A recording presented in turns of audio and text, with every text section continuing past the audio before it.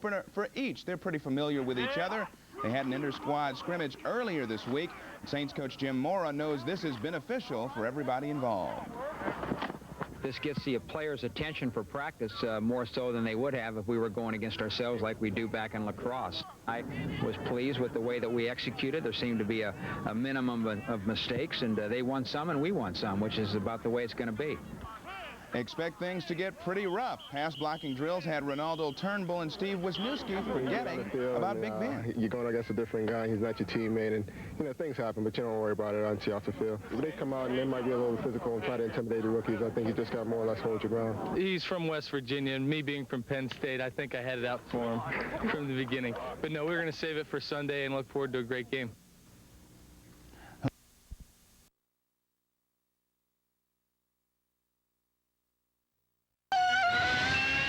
This is NBC Sports Update.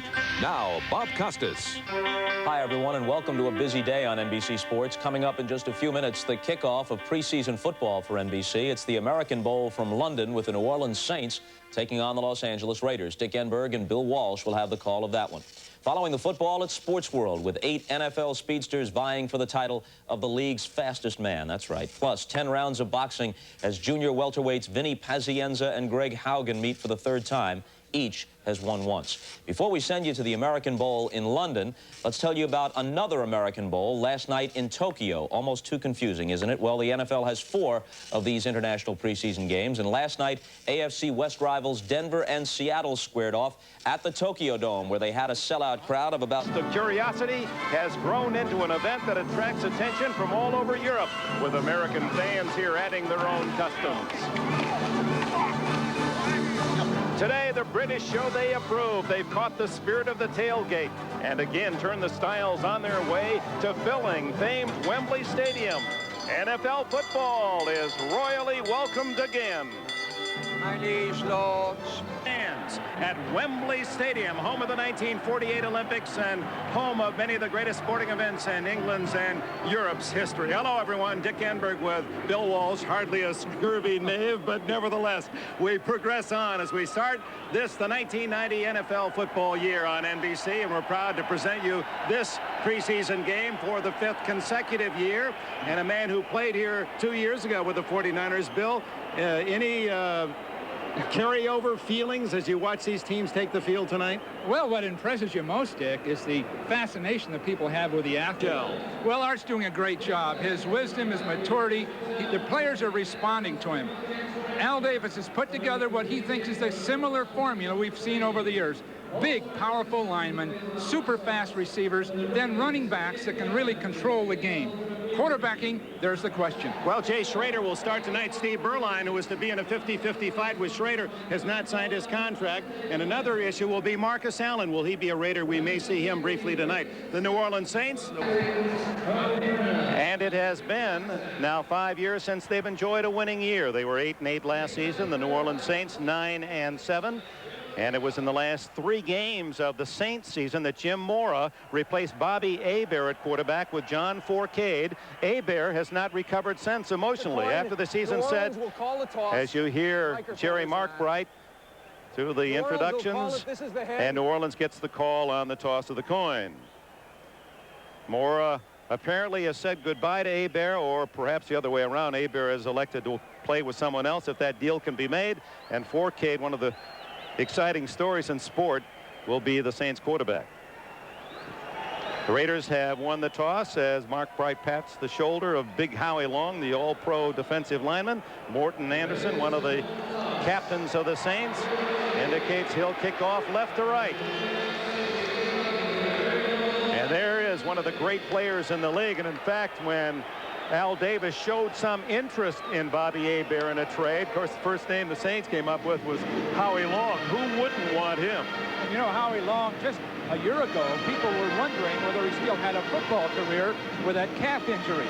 But since then, he's come back. He's moved over to the defensive right side to make room for Davis on the left side. But Howie is one of the truly great campaigners. Can rush the passer, and he can play the run. You brought up a point that the Raiders this year have made several position switches. They've moved Wisniewski and Giesik, the two guards. Wisniewski will play on the left side this year, and Giesik moves over to the right. They have moved Howie Long to defensive right end, and Scott Davis, a young man that they feel has great talent, especially against the run, will move to long spot on the left side. They have Stephon Adams from cornerback to wide receiver. They have Ron Brown, a kick returner, a wide receiver, playing at cornerback. That is the Davis scheme to get the best players on the field. The best 22 on the roster, and then specialists from there. And he's been quite willing to change positions, give people an opportunity to learn a new one, give them a little bit of patience. But once again, the best 22 on the field. Jamie Holland, acquired from the San Diego Chargers in a trade in the off year, and Stephon Adams, number 44, will return as Morton Anderson, arguably the best man at his position in the National Football League, will kick it off. And this is a thrill for him, a big soccer fan all through his youth in Denmark. Now he plays at Wembley, and the NFL preseason underway. It come down to Adams on the 6.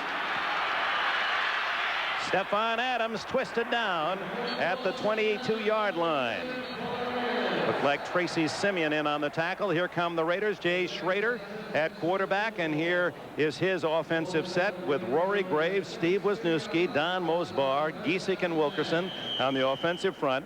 Kerry Porter and Vance Mueller are the running backs, so we may see some of the bigger names later. Sam Grady, the Olympic silver medalist, is one of the wide receivers, and the Raiders waste no time coming out of that huddle. We're going to see a lot of that in 1990.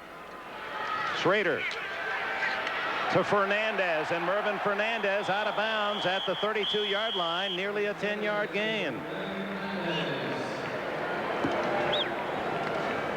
Schrader's been given a lot of time by Mike White, his new quarterback coach, on his mechanics, his timing. This is a 3-step drop, a good arm. He drills the ball outside. Hopefully the difference between Schrader in the past and the present is the mechanics, improving those mechanics, becoming more efficient. 2nd down and 1 as Schrader sends Mueller out on a wing to the right. That leaves Porter behind him. Grady on the left side, Fernandez to the right. It's Grady. And a 1st down on the quick hitch as a tackle made by Milton Mack, number 24. It looks as though the Raiders have gotten a look at New Orleans in these practice sessions and felt they could really take advantage of the soft corner play early in the game. Defensively, it's Martin Wilkes, Ronaldo Turnbull, the #1 draft pick from West Virginia. Linebacker Simeon, Mills, Jackson, and Johnson. Massey and Mack at the corners, and Thompson and Atkins at safety. You'll be wondering about some of the more veteran names. Some of those have not as yet signed. We'll cover that for you as Mueller on the first carry of this drive by the Raiders gets to the 41. Mack up from the corner to make the tackle with Simeon and Wayne Martin assisting. Simeon played that play beautifully. He had the fullback trying to block him, and he just warded him off. That's the earmark or the trademark of the Saints, even since Bum Phillips coached this defense. Fundamentally sound, everybody having an excellent read as to what they see and responding to it. And the Saints were the best in the NFL against the rush last year. 2nd down, call it 6. Little delay, and it's Mueller into the secondary at the 50. A good move. 1st down at the Saints 42. Mueller is one of the better backs in the league when it comes to being a ready reserve. He has excellent speed, good all-around ability, and they're really fortunate to have a man like this. You see him take a draw, then burst up the field. Excellent speed. Ricky Jackson made the tackle. He cut inside of Ronaldo Turnbull, number 97. Well, there's a very inexperienced man playing against a 2nd-year man, but a Pro Bowl football player. Turnbull is going to have a little trouble playing head-to-head against the run. Excellent pass rusher. So the Raiders, from the opening kickoff, move into New Orleans territory. Got an audible play, Dick. Most likely he's going to throw the ball. Nope.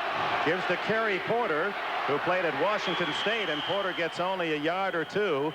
Porter will see his former college running mate of 3 years with the Cougars at Washington State. Reuben Mays out all of last year with an Achilles. Mays expected to see a lot of duty carrying the ball for New Orleans later. Well, the Raiders are going to have to get their passing. Again, Grady with world-class speed, split to the left. Second down and 9. Good protection underneath, incomplete through the hands of Fernandez, wide open at the 38-yard line. That's the kind of play that Schrader has to improve upon, and then the receivers have to get acclimated to catching that ball. Schrader has an extremely strong arm, and to take and soften up on it and use a little more touch is something he's trying to develop at this point. He's going to need that. You see Schrader under 47% completion last year. Steve Berline, the other Raider quarterback, also was under 50%.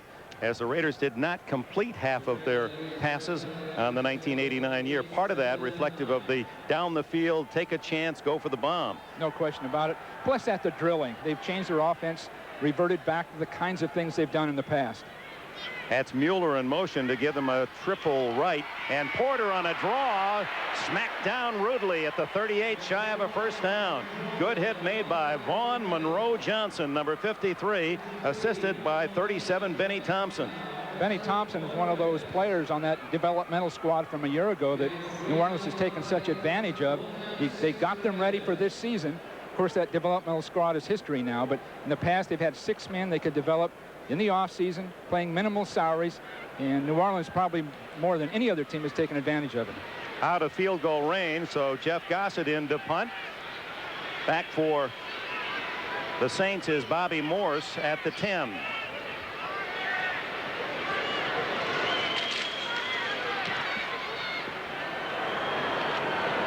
And it will kick into the end zone, and on the touchback of the Saints will play it at their 20-yard line. Timeout at Wembley with 10 minutes left in the first. All-Pro 6 of his 9 years playing defensive right end this year. He said it's like trying to play tennis left-handed as a right-hander. So you got to learn to come off that different stance. From the 20, and the give is to Dalton Hilliard, who raced for 1,262 yards to lead the Saints last year. Couple of yards for Hilliard, and here is that New Orleans offense. Haverdink, Dombrowski, Hilgenberg, and 2 unknowns, Howe and Cooper, for Trapillo and Brock, who are not here. No huddle, Dick. Second down and 8. Forcade going upstairs, incomplete to Eric Martin, and a fine play by Dennis Price. Price from UCLA knocking it away. They've talked about going downhill. Beautiful coverage down the field. So it'll be third down and 8, and again looks as if they're going to use a quick huddle. As you see, Forcade, Hilliard, the fullback is Jordan, Martin, and third and 8.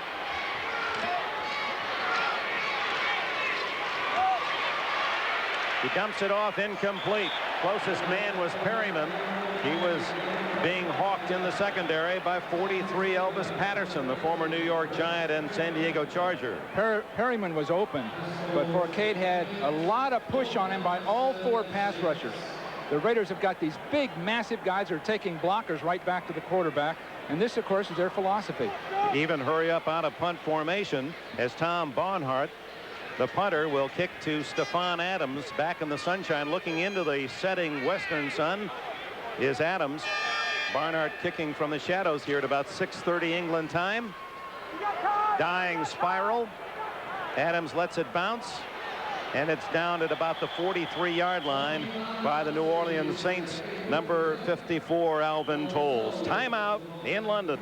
Float the Union Jack and the Stars and Stripes here. International week began in Tokyo as Denver defeated Seattle 10-7 last night. Then it'll be Montreal in the middle of the coming week, and the 4th international game will be in Berlin next Saturday for the Rams and the Kansas City Chiefs.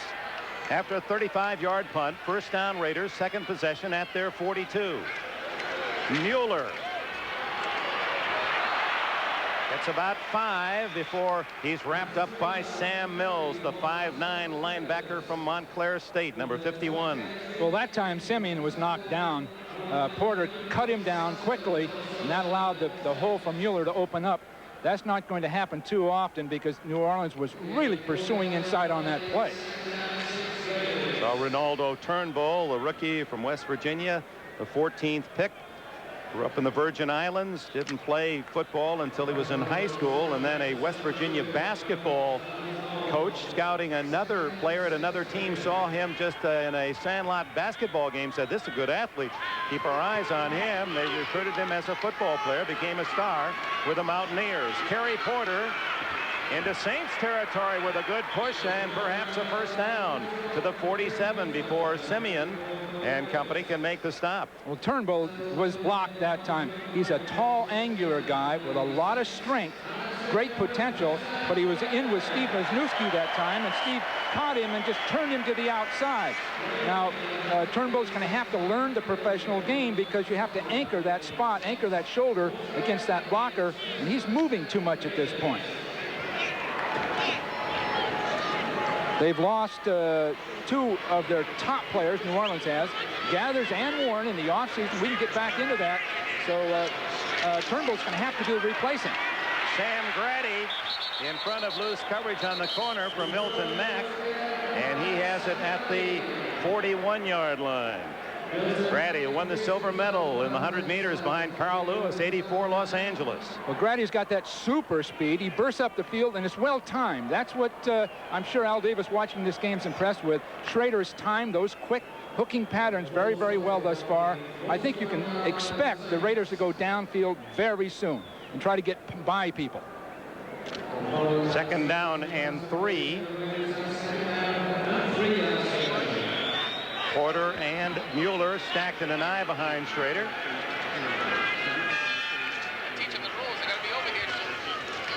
Vance Mueller again. Patiently trying to find a hole, gets short yardage, might be enough at least for a measurement. It's close. Mack again, along with Vaughn Johnson on the tackle. And time called for a measurement by referee Jerry Markbright. Jim Wilkes, the nose tackle, Wayne Martin, a #1 draft pick of a year ago, and their top pick this year, Ronaldo Turnbull. So it's inexperienced, and it may be a line at times that's a little bit light. Well, it certainly is. Now, Pat Swilling will return soon, I suppose, because it's simply a contract problem. And Ricky Jackson, as outside linebackers, can make up some of that. 3rd and 1.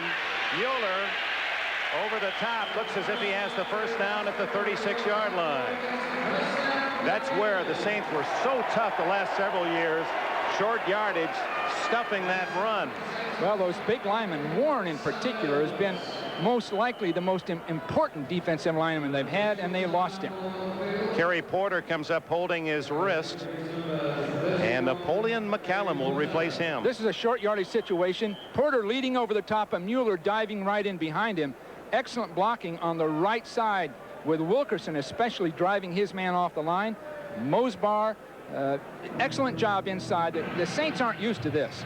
Timeout midway through the open. Napoleon McCallum, his U.S. Navy responsibilities behind him now, will be a full-time NFLer after being reacquired by the Raiders from the San Diego Chargers. He was in briefly, taken back out, and Steve Strahan joins Vance Mueller in the backfield. First down, 6:11 left.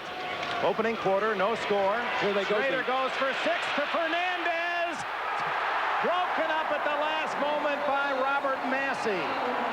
Just underthrown, but you knew they were going to do it. They set everything up, and they blew by the defender. Massey blew by him, but the ball was just underthrown. Very impressive, but you see an excellent pattern. Bending in, then to the outside, and Massey is really caught with his feet wrong, but the ball's underthrown. Should have been probably, Dick, thrown a full count earlier. Put the ball up, let people run to it. Looked as if Massey, more than anything else, got in the sight line of Fernandez, was trying to reach low to grab that one, went through his hands. Second down 10. Mueller, he's been busy and gathers a crowd at the 35. Tracy Simeon, plan B picked by the Saints from the Steelers, was there first. Simeon's played extremely well. Swilling, 16.5 sacks last year, and he wants more money. You see Sam Mills 51 as he calls the signals. 3rd and 9. Tim Brown in as a third receiver. intended for Grady, who slipped as he made his cut on the near sidelines. And that'll bring up 4th down. Well, Schrader was throwing a timed pass. He put it up just before Grady broke, assuming he'd plant and look right for the ball, but he slipped in this soft surface. Again, very impressive. A lot of good things from the Raiders so far. That brings on Jeff Gossett, who had a 38-yard punt. Only 18 net. Ball went into the end zone his first try. 40.5 for kick last year. Former baseball star and football star at Eastern Illinois. Aims this one for the corner, and he's going to miss. Into the end zone, and the touchback gives the Saints the ball out at the 20-yard line. A lot of Saints fans are here, but it's a Raider crowd. In the introductions, there are no question these fans in England have seen more and followed more the pursuits of the Los Angeles Raiders. There's 4K. What a story. Out of Mississippi, where he broke most of the great Archie Manning's records, but couldn't quite hook on with anyone. Tried the CFL, tried the USFL, tried the Denver Dynamite in the Arena Football League and the Saints for several years, and finally got a starting chance late last year. Won all 3 games he started, and he's their man opening 1990. He's got a man open, Perriman, and it's broken up. Dennis Price. Well, they had talked that one over, I can guarantee you, because Perriman came up underneath to get open. Well, you'll see excellent pass protection. A lot of time, he just throws that ball on a seam inside the corner, and just an instant too late. Just an instant too late. And Price comes out and making that dive, landing on his shoulder. He's replaced by 43 Elvis Patterson. Covering Perriman, who has brilliant speed. Forcade on a delay and right into the arms of Buford Jordan, the fullback. That did not fool Thomas Benson. Was coming on a blitz, and there just was nothing there for the Saints. Benson got just a little bit lucky that the Saints happened to be running right into the hole that he blitzed through. So he was into the backfield before the thing even got started. 20 mark, opening quarter. No score, but the Raiders have dominated play. 4 wideouts. Screen to Hilliard. He can't hang on. Incomplete. Howie Long was all over first the passer, then the back on the screen. Did a great job of coming up through Dombrowski, a fine guard. Look at that throw move inside. He's relentless. Now the speed, he almost, well, he might even had a chance to intercept it. But the Raiders are going to fiercely come up the field on you. Will kick from around his own 6-yard line. Stephon Adams back at the Raider 45. 10-man rush for the Raiders. With the wind, a good kick. Adams at the 37. And finally bumped out of bounds at midfield. Timeout, 3:55 remain in the opening quarter here at Wembley. So the Raiders, who have had the ball now 3 times in this opening quarter, the first 2 penetrated Saints territory and were stopped around the 35, open at their own 49. Kerry Porter back into the lineup. And he's out of bounds at the Saints' 46-yard line. Vaughn Johnson traversing to make the stop. Number 53. Well, the pursuit of the Saints comes right down the line of scrimmage. The only man really that was blocked was Turnbull, but everyone else played their blocks beautifully right down the line of scrimmage. The Saints have always been very good at this, but the Raiders are making them run laterally, then coming right down the middle on them. Asked Vaughn Johnson about Vaughn Monroe, was a great baritone singer of the 40s and 50s. His mother was a fan. He said, I finally had to ask her that. And she said, yes, that was an influence in his name. Vaughn Monroe was the Racing with the Moon Man. He was the 40s and 50s answer to Barry White. Schrader, and no flag. And now a late flag comes in on Milton Mack, 24. It did appear he got there early. The throw was late. The New Orleans people were responding to it before the throw was actually there because the receiver had stopped. So those are the kinds of things the Raiders have to clear up. Well done defensively. I don't really see an infraction there, Dick. Interference is the call against Milton. Guys are disciplined, and they respond. First down at the 37.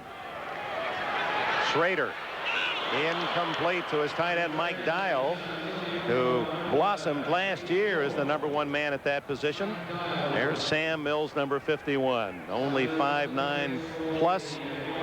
I asked him about Mike Singletary and the comparisons, and he said, you know, before I even saw Singletary play, they were saying that, and then I watched him. I said, you know, he does play like me. Well, they're both very compact, explosive guys. The other thing is they're both very intelligent, so they're excellent team leaders. They express themselves well. They're right in the middle of the action. They certainly can shred the blocks and fill the hole. 2nd and 10. Big blitz. Mueller, little delay, and nothing much there as Jim Wilkes, the veteran from San Diego State, number 94, there to pile up the play. Wilkes, who grew up in Raider country. Brown is slotted to the right side. Fernandez wide right, and Grady to the left.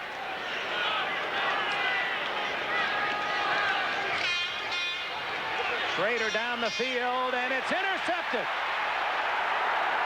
Benny Thompson of the Saints is out of bounds at the 31-yard line. Well, Thompson was there, but the throw just came out of nowhere. No question, Jay Schrader thought the receiver is going to do something else because he just threw it into a hole, no one there, and unfortunately, New Orleans just was able to dive to make a catch. Schrader, again, early in the year, these kind of things have to be ironed out. So Thompson, who spent 3 years in the Canadian, her best field position. Dalton Hilliard, and the former LSU star, is out to the 37. Those are tough plays to make work. This should be a pass. Everything they did in practice was a pass. Here it is. 2nd and 4. Over the middle, complete to the tight end, Hobie Brenner. And Brenner, the veteran from Southern California, has a first down at the Saints 49. That's the initial first down of the game. No huddle football. Forcade dumps it off, complete to Buford Jordan, and the Saints are in Raider territory for the first time after about a 5-yard pickup. Veteran Mike Harden, the former Bronco, at safety makes the stop. 2nd and call it 6. The problem with it, you can wear your receivers out very, very quickly. Final seconds, first quarter.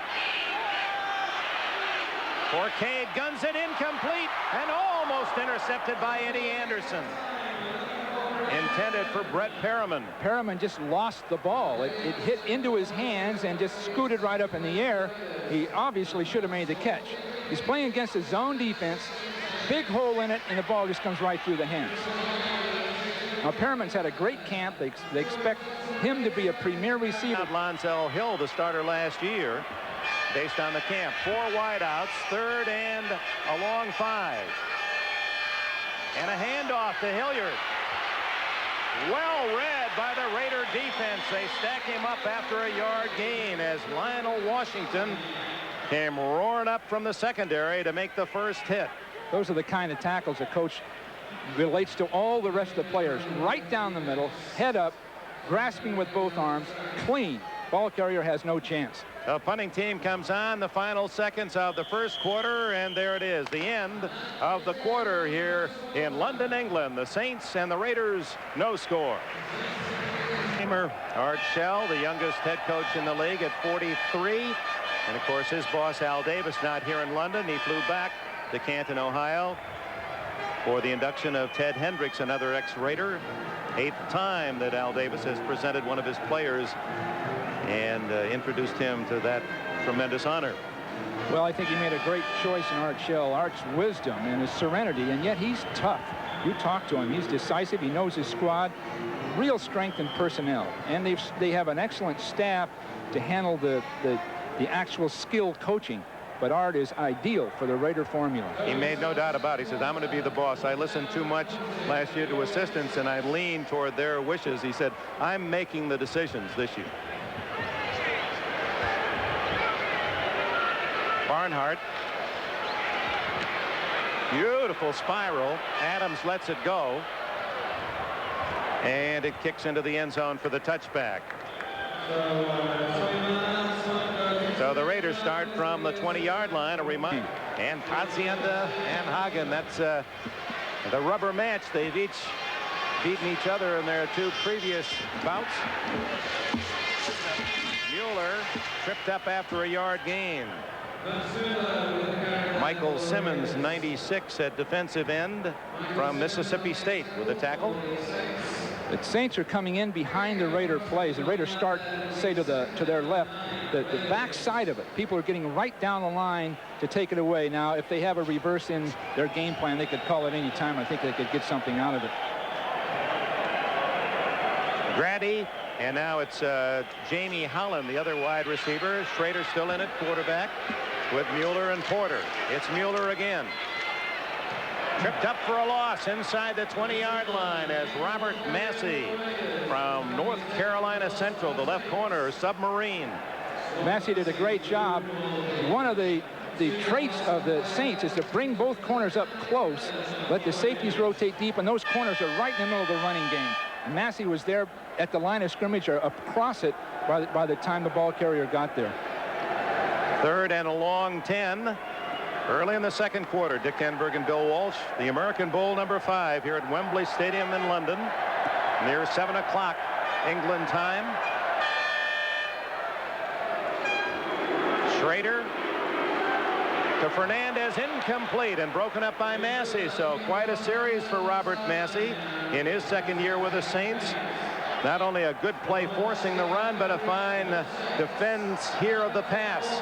Well, Fernandez just didn't push Massey deep enough, so Massey was able to backpedal and then play the ball as it was thrown. Those kind of patterns, the receiver has to turn that defensive back before that ball can be thrown accurately.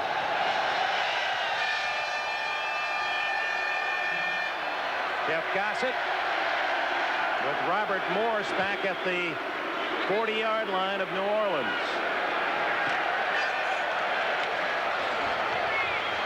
And the former Michigan State Spartan, fair catch at the 41. So the Saints have it. Good field position. 13:20 remaining first half. The former Ram, Olympic gold medalist on that world record-setting 4x100 relay team in '84, moved from offense to cornerback. He's at right corner and has Lonzel Hill on first down. Saints. No score. Ball at the 41, New Orleans. Forcade hasn't completed a pass. He's going deep. Incomplete. Gerald Alton, who has starred in the Canadian League the last 3 years in Ottawa, catching 199 balls. Beautiful coverage by the Raiders. They're right up in the face and taking people straight down the field. And in this case, Lewis is right with his man. Excellent technique. Looking back, beautiful play. Gary Lewis, a rookie from Alcorn State, a native of New Orleans. That helped him. Raiders. That helped him, Dick. That play right there will keep him around a while. Forcade, let's check again. 2 for 8 now, 16 yards. Reuben Mays out last year with an Achilles tear, and the hope of the Saints is that he'll come back to the form that made him a Pro Bowler. To the roster. They can do everything you need. Rush the passer, play good solid run defense. Excellent subs. 3rd and 9. Incomplete to Lonzel Hill, covered by Torrin Dorn, number 46, a 4th-round pick from North Carolina. Anthony Smith, Dick, almost got to the quarterback. What speed and what movement. Their 1st-round draft pick came around that corner from the right defensive end, and what heat he got on. Number 94, Smith from Arizona, the Raiders' top pick, the 11th overall. Is he awesome? Just his appearance. He's had his problems in life early on with drugs and things of that nature, but everybody seems to think he's come out of it pretty darn well, and he can be a real factor this year. Barnhart to kick from just about his 30 with Adams back inside the Raider 20. Wobbly kick, Adams at the 20. Has a hole and almost shot through. Gets to the 32-yard line. 37-yard punt, 12-yard return. Timeout. 12 minutes left in a scoreless first half. annual American Bowl game. Last year, Philadelphia Eagles were the winners. 49ers 2 years ago weren't so successful. I know. Miami beat you, what, 27-21? 27-21. I didn't know there was going to be a trophy involved. Your owner did. Yes. You know, these quarterbacks have had their problems, but that's almost to be expected. This is the first time they've had the real heat on them with all that traffic, including their own offensive linemen. In practice, you just don't get that intensity. So both quarterbacks have had their problems dealing with push-up against them. New set of running backs, Napoleon McCallum and Greg Bell, and Schrader, good fake, goes deep. Incomplete to Sam Grady, and well-timed Gene Atkins, the 4-year veteran from Florida A&M, to break it up. Well, Jay faked a sweep to his left and got rid of the pass rush. Now Grady's going to open up with that sprinter speed. Few people could stay with him, and the ball is thrown perfectly. The defensive play was excellent all the way over the top. Schrader now 3 for 10 as you look at Atkins, who played high school ball in Tallahassee. Atkins kept his eye on that ball. 3 for 10, 21 yards, and an interception for Schrader. 2nd and 10. Draw. Greg Bell, the former Ram and former Bill, is out to the 38-yard line. Bell, acquired in an offseason deal with the Rams, gained over 1,100 yards last year in Los Angeles and scored 15 touchdowns. He's not spectacular. He's the kind of guy with good, quick movement and agility inside, and he sort of slides between people. And he's not at all, as I say, spectacular, but he eats up the yardage, eats it up. 210-pounder from Notre Dame. He's gained over 1,000 3 of his 6 NFL years. His acquisition almost was an announcement that Marcus Allen would be gone. Schrader gets out of trouble and finally is tripped up. A good hustle play by James Williams, number 90, 6th round draft pick from Mississippi State. Good alert defense. Schrader didn't have anybody. Nothing developed down the field. So JC is just a little bit of a hole, and he tries to break through it. But Williams' quickness there, you see him come all the way from across the field, right down the line of scrimmage and make the stop. They're both good young people, and Williams, number 90, showing that 4.7 sprinter speed. Gossett to punt. Bobby Morse shading his eyes at the 22. Beautiful spiral. Morse to the 15. Missed by the first man, but not the second, as downfield 51. Aaron Wallace, a rookie from Texas A&M, a 46-yard kick.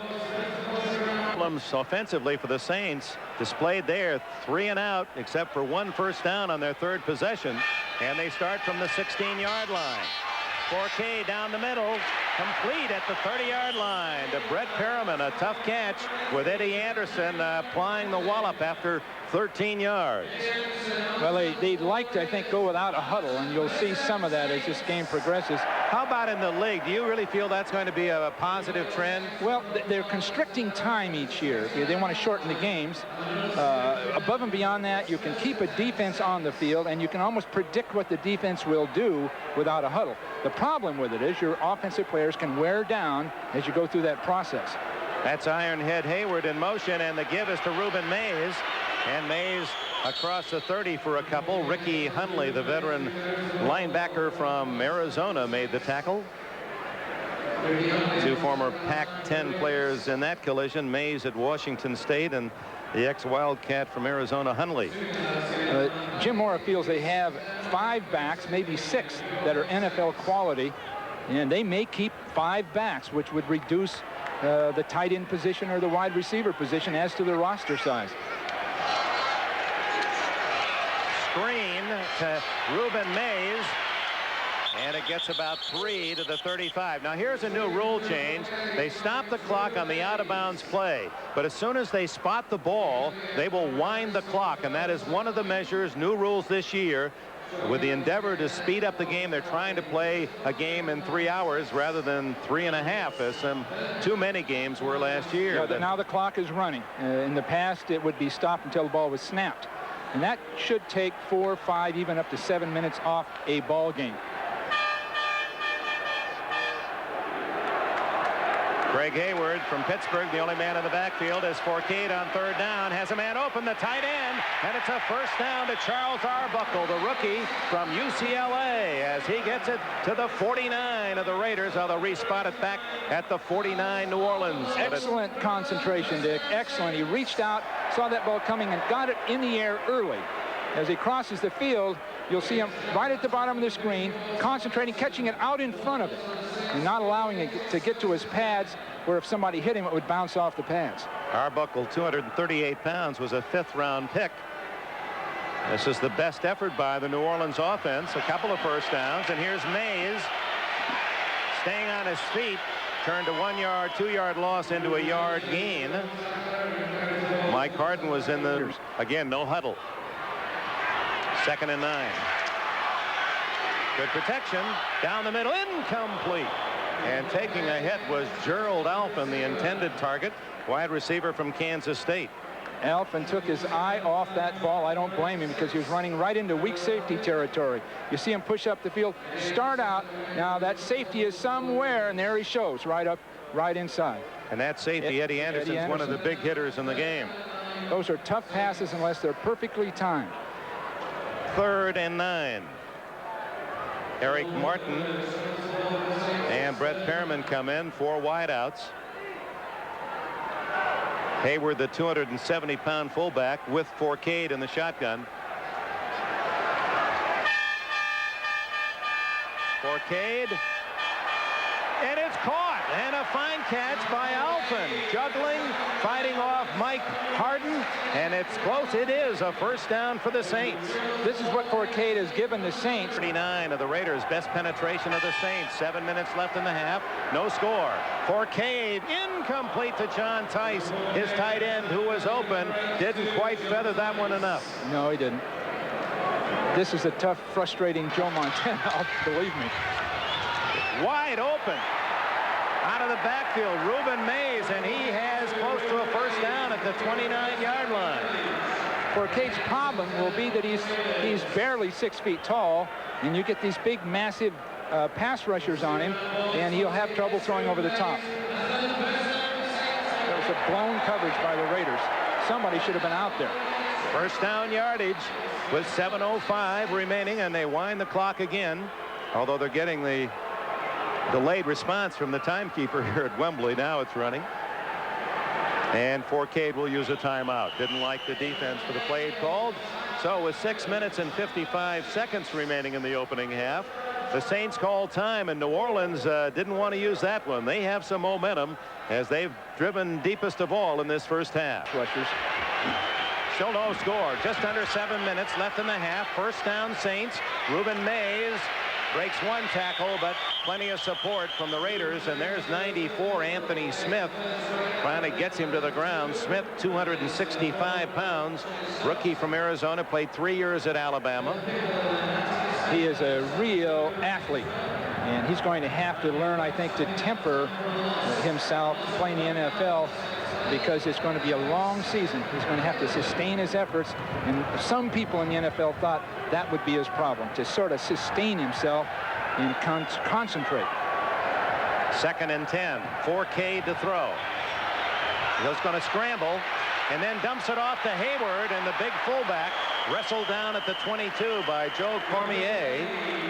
A tight end converted to linebacker by the Raiders, played at Southern California. Well, Hayward is one of the great blockers at his position. I think he really loses some quickness, especially late in the game with fatigue. Open is his tight end, Charles Arbuckle, and this young guy from UCLA is scoring some coaching points for the Saints. Another big play and a first down inside the 15. All kind of crazy things happen in exhibition games.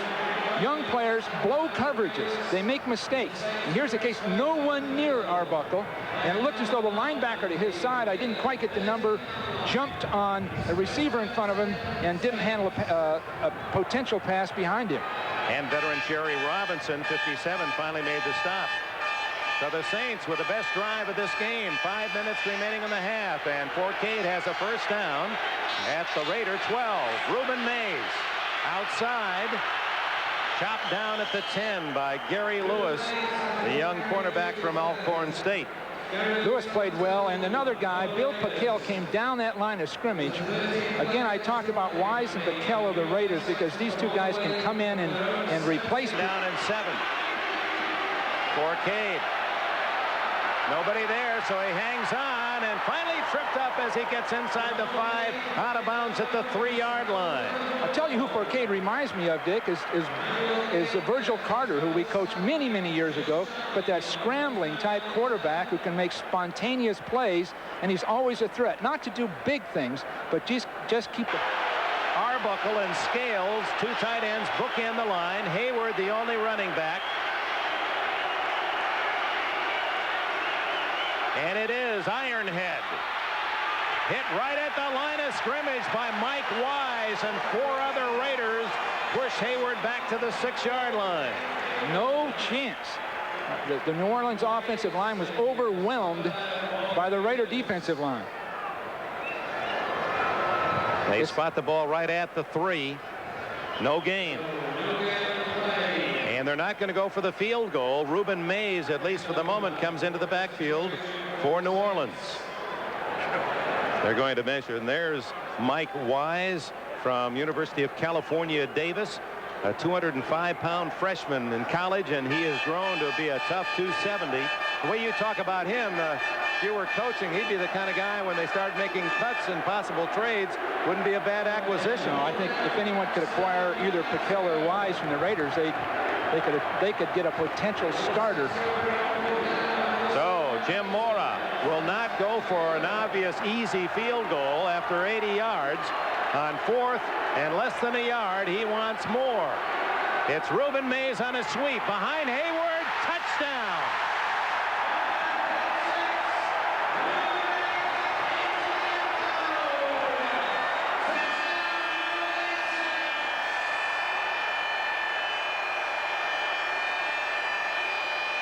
I'm sure that's a real relief for New Orleans and for these fans that became sort of reminiscent of contemporary soccer. No scoring at all. And finally they got in the end zone. Yeah, they wanted 0-0. They could have. Barnhart's hold, the left-footed kicker. Drives it just through. And the Saints lead 7-0.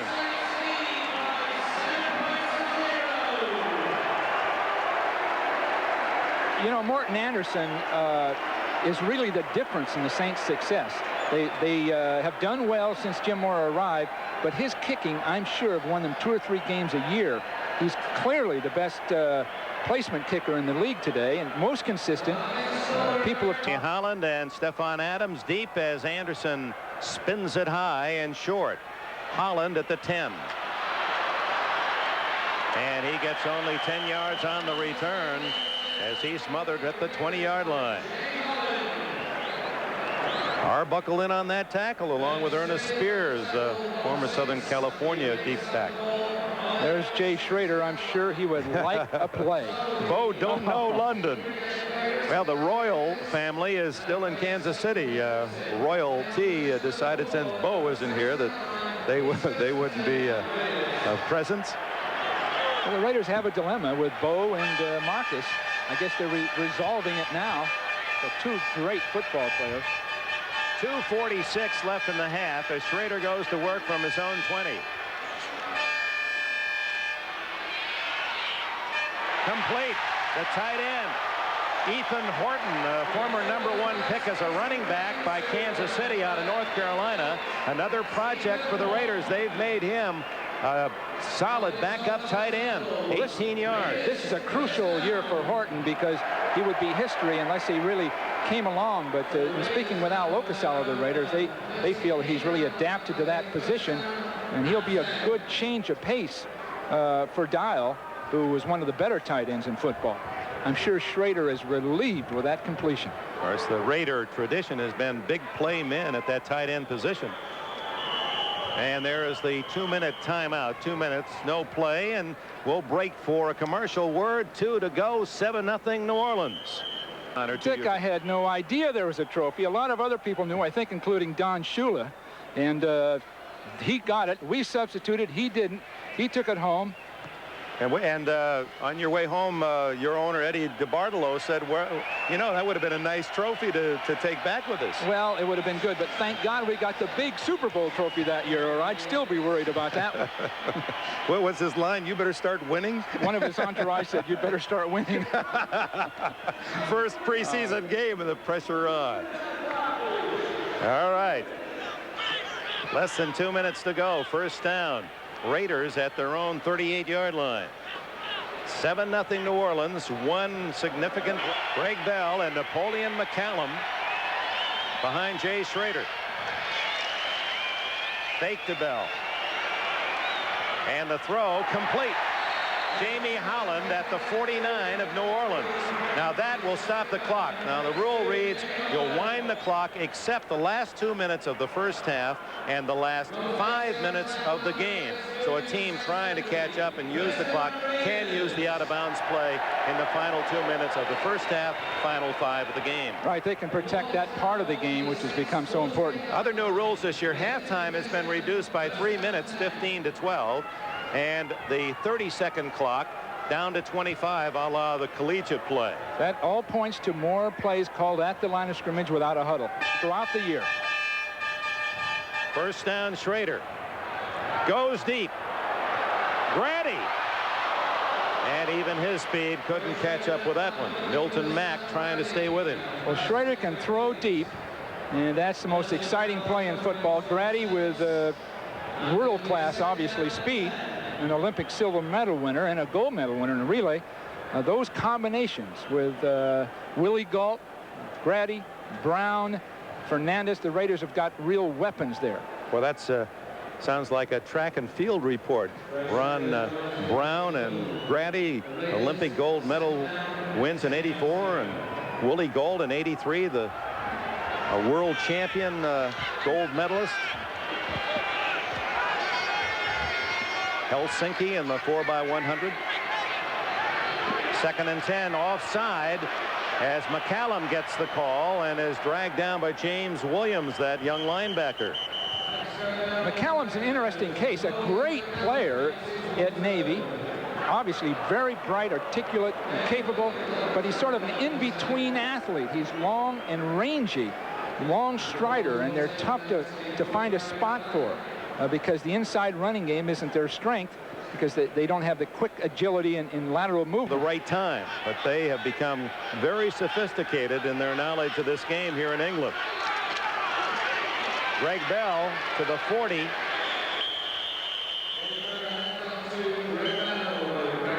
Stay with us at halftime. We'll be switching back to New York, and we have an outstanding lineup of guests. Dan Marino, John Elway, Warren Moon, and Ken O'Brien, 4 top NFL quarterbacks, to give you their views of the upcoming season. That'll be at halftime following the gun here from Wembley. It's 3rd down and 2. Grady to the left, Holland to the right. McCallum at fullback, and it's Bell at tailback behind Schrader. 1 minute to go in the half. Bell with a first down to the 34-yard line, powering it right up the middle for 6. Well, McCallum went into that line and blocked leading Bell, and that really helps his case, because he's going to have to be an excellent blocker.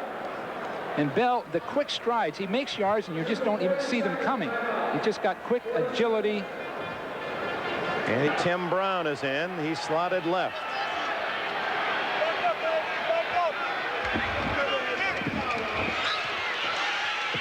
Schrader to Brown, 9 yards to the 25-yard line. Alvin Tolles, 54. #1 pick from Tennessee 5 years ago by the Saints, made the tackle. He's coming back from a serious knee injury. Feel he might be a key this year. Right. I'm sure that Tim Brown, by the way, was relieved with just that catch. He's back into action after his problem of a year ago. Injured in the opening game. Schrader out of traffic. Oh, threw it away, and it was almost intercepted. A good hustle play by Tolles. Almost diving in to pick that one off. Brown wasn't moving well that time. He came off the line slow and never did get untracked. See him releasing off the line of scrimmage. nothing really happening here.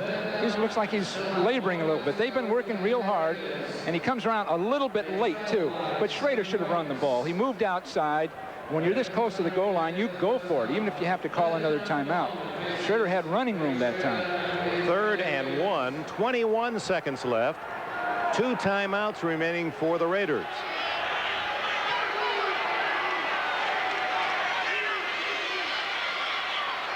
Complete to Fernandez to the 12. And the Raiders call time with 14 seconds left in the half. Well done. Good pass protection all the way. Schrader could stride into the throw. Well, here's Schrader with Berline, who many felt had a slight edge over Schrader off last season. But with Berline holding out, Schrader has got to be the happiest guy in black and silver. Well, they went in even, according to Art Shell. They were both going to be looked at and judged, but Schrader's got this big edge, and now they're naturally going to say Schrader's our starter. Berline from Notre Dame. Schrader never disclosed the fact that he had a very serious left shoulder injury all season long that required very intricate surgery in the offseason. So Schrader bit his lip. He was playing under pain all season. We just had a look at Terry Robisky, who's handling the offense for the Raiders now. We're speaking with Art Shell. Big call. 14 seconds to go in the half. Schrader. Incomplete to McCallum. He wouldn't have gotten much anyway. Alvin Tolles, the linebacker, was right there. They need to work straight up the field now. Anything breaking across the field is going to be a problem. The safeties don't have to go as deep because they're down inside the 20. Things straight up the field. Can't get it done, kick a field goal. 9 seconds left in the half. Just one play straight up the field. Okay, why don't you call one here? Hey, why not? 13-yard line, 9 seconds to go. Where do you... Well, Dick, you're rushing me here. Please give me a chance. I think he'll go down the field to Fernandez on the right. There it is. Got him. Fernandez, incomplete. The ball was a little long anyway, even had Fernandez caught it. Robert Massey was all over his back. Well, Fernandez, the ball was thrown late, Dick. There was a little contact about the 5-yard line with Fernandez, and that disrupted it. But Schrader should have the ball in the air right now. You see, it still hasn't been thrown. And finally, when it gets there, we're getting to the end of the end line, and play can't be made. That just takes years of practice. That's why the Jerry Rices in Montana developed that over a period of years. 31-yard field goal try by Jeff Jager here at the end of the half. And the Raiders get 3.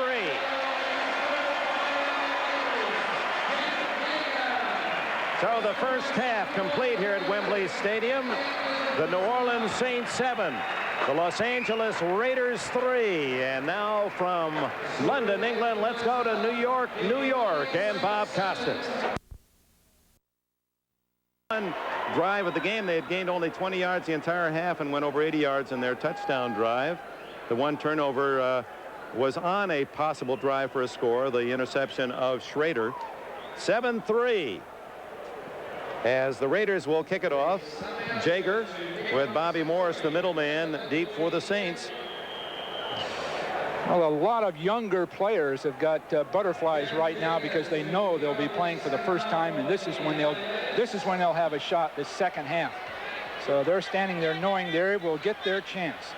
Morris acquired from the Eagles a year ago, and Jager sends a good one. Morris at the 4. Outside of the 20, a flag down. And Morris twisted out of bounds at the 30-yard line by Ron Brown. A penalty on the play, Dick, but Ron Brown helped himself there by making that stop and demonstrating his speed. Brown, who has scored 4 touchdowns as a kickoff return man with the Rams, preventing a possible long gainer with his speed defensively. Well, Ron never... On the receiving team, during the return, first down. Gil Fennerty, 22, is in the backfield behind number 18, Dave Wilson. The veteran from Illinois takes over at quarterback for Cade. And here's Fennerty, who played at Holy Cross. He gets about 3, maybe 4. Mike Wise, number 90, made the tackle. The Raiders using some of their young players now. See Aaron Wallace, their number 2 pick, number 51 from Texas A&M. David Caldwell, a second-year man from TCU. Darren Jordan from Northeastern. Torn Dorn from North Carolina at a corner. Ricky Ellison, Dick, from the 49ers. Second down 6, and it's Hayward with a big hole. And the 270-pound fullback slams across the 35 before Torn Dorn can make the tackle. Ellison overran the play, and this is their problem with him. And San Francisco had that problem also. He's so intense. He got past the ball. You see number 50, and he's past the ball, and that was really his responsibility. 17-yard gain for Hayward. Ironhead, not only because he was stubborn as a kid, he told us there's another reason why he has that moniker. Yeah, he, as a kid, apparently they'd shadow box around, and the final volley would be his head into somebody's stomach. So that's Ironhead for you. Penalty to the 29-yard line. Ricky Ellison does a fine job of warding off a block. And part of his future, but rarely do you see a guy deciding whether it be state assembly or linebacker. Elected to sign with the Raiders. Second down and 7. Wilson. And a fine catch by Eric Martin, but out of bounds as he made his dive. Martin, the leading receiver of the Saints last year with 68 catches. Wilson gets outside with the ball, and there just isn't the containment there. And you see him breaking away from everybody. Good throw on the run. Excellent catch. Wilson's a strange case because you just don't hear about him. He came out of Illinois, and one of Mike White's product is a top football player. I think he can help a lot of teams, basically in a backup role, but he's a viable NFL quarterback. 9-year veteran. Grew up out in Southern California, just 4 blocks from Anaheim Stadium, the home of the Rams. 3rd and 7. Good throw. But just short of the first down is Lonzel Hill, as his forward progress is marked just across the 35-yard line. He's going to be about a half-yard short of a first down. Anthony Smith is putting good pressure on the passer, the first pick of the Raiders. And this is the kind of thing they expect from him. When they get their veterans in, he'll have to be a nickel pass rusher. And I'm sure that's the role he'll carry for 2 or 3 years as people age on the team. And then sooner or later he'll be a starter. But he's quick, he's explosive, and certainly got the mean streak in him to play the game. Well, he's a little bit bigger, although built quite like Greg Townsend, who is holding out. And Townsend has been the top sack man on that defense for the Raiders the last 3 years. And if they have both Townsend rushing it from one side and Smith from the other, that's going to be punishing a lot of AFC quarterbacks this year. Pretty darn good when you put the other guys in the middle. Davis and Howie, of course.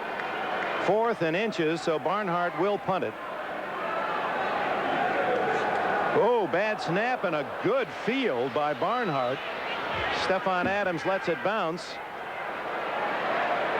And down at the 27-yard line, although it might have struck and did a Saints player farther upfield at the 34-yard line. So the ball goes to the Raiders at the 34. 12 minutes remaining, 3rd quarter, 7-3 New Orleans. That's Greg Bell on first down, fighting for about 14 before he's tackled at the 47-48-yard line. Lonnie Brockman, a rookie from West Virginia, 9th-round pick, makes the tackle of Bell, who now has rushed for 30 yards on 4 carries. A young defense, it just takes one man to get out of position or get on the wrong side of a blocker, and these big holes open up. This is the frustration of exhibition football. Bell again. Ooh, good hit by Ernest Spears, who shot up from a safety spot. Spears was drafted in the 10th round, the 267th player picked from Southern California, where he played both football and baseball for the Trojans. These guys are all looking for just one chance. Foul, number 33, defense, 5-yard penalty. First down. Well, Spears got some of the face mask in the process, so it cost him 5 and negates an otherwise outstanding play. Well, they're all just these young players that would want to make this team. Spears included, want to make a play, just get one chance, even get lucky and get a shot at something to catch the eye, to stay in camp, and to get that much more work before the final cut. First down and between 4 and 5. Vince Evans dumps it off to Steve Strahan, out of bounds at the 39-yard line. First down, Raiders. Calvin Nicholson, 38, made the tackle. Well, they faked a run with everybody pulling to the left. Quarterback coming out on a naked reverse to the outside. And Evans, of course, is excellent at this kind of thing with his mobility. He's an excellent scrambling quarterback. Vince, who started his NFL career with the Bears back in 1977, now 35 years old, his 11th year in the league. Just missed, Dick. Just missed being one of the better players in football. And it's a matter of consistency. First down. Complete, and what a catch by Stephon Adams. That's one of the projects from cornerback to wide receiver, and Adams, a very difficult play as rookie Vince Buck made the tackle. Well, Evans sprinted left and reversed his feet so he could get on balance and then threw a perfect strike. You see him faking a sweep one way, reversing, and then throwing perfect strike. Nice catch. This is what Vince can do so well if he could just develop consistency and not make that one self-destructing play. And that's sort of been his history. He's a -21 in the interception to touchdown ratio. 36 career touchdowns, 57 intercepts. That's big Steve Strahan, the former Boston College star who played behind Doug Flutie. First down, Raiders. Max Montoya, the veteran from Cincinnati, now in there at right guard, number 65. Wisniewski moved to left guard basically for Montoya to play right guard. And that's the kind of sacrifice he's making. Montoya, not only a fine run blocker, but excellent pass protector. And he returns home to Southern California, where he grew up, played high school ball, went to UCLA.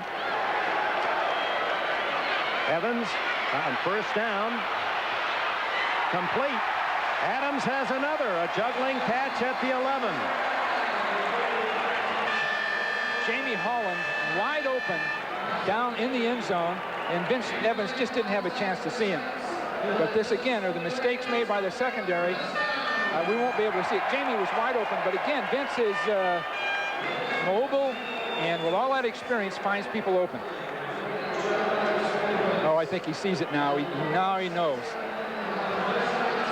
But he gets a first down at the 11-yard line as Vince Evans 3 for 3. Greg Bell stopped at the 10. Ernest Spears shooting up again from that safety spot to make contact initially and then getting help. Lonnie Brockman, 59, also in on the play. So generous sprinkling of first-year and rookie players on the defense of the Saints at the moment as the Raiders try to take the lead, trailing 7-3. It's just maddening for the coaches on the sideline because they can see the error. They have to understand a lot of young players without the disciplines, over-anxious, and it's just maddening because once this game starts, you want to win it. That's really all that matters to you is win it, but you have to make your substitutions naturally. Evans incomplete and intercepted. Kim Phillips out to the 22-yard line, and the Saints deny Evans as Kim Phillips, a second-year man from North Texas State, gets the Saints. On the deflection, Kim Phillips with the interception in the Saints end zone returns it out to the 22. Not discouraging the fun that the Raider fans here among the 63,106 paid, enjoying themselves. 7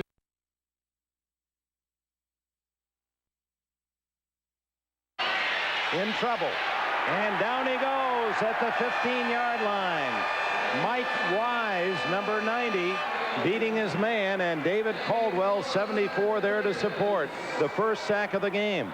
Those are the toughest plays in preseason because they take some timing, and blockers are isolated. He's faking a run away, and you see Wise coming up the field to the outside, and there's just too much experience there for his opponent. And an injured Saint on the play. One of the men trying to protect Wilson. At the 18-yard line. They go with the 4 wideouts. Wilson from the shotgun. Anthony Smith gets his chance, their first-round draft choice.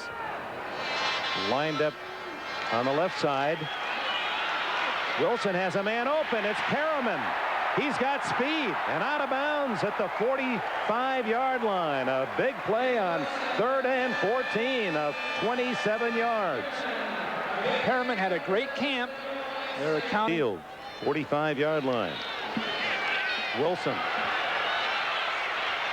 Throwing deep, has Perriman open at the 10.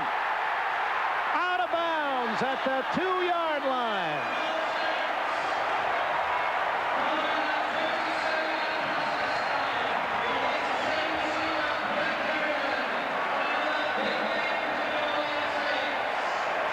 Doran, rookie, dropped coverage when Wilson came to the outside.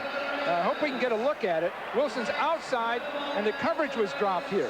He took his eye off his man and lost him, and he just couldn't recover.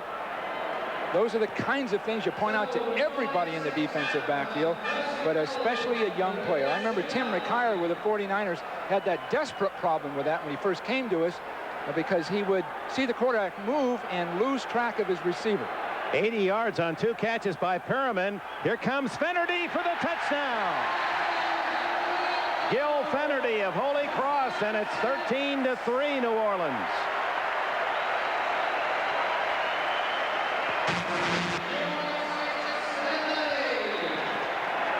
Fenerty is one of the good, solid backup type backs and special teams player in the league. So he's going to just go for point.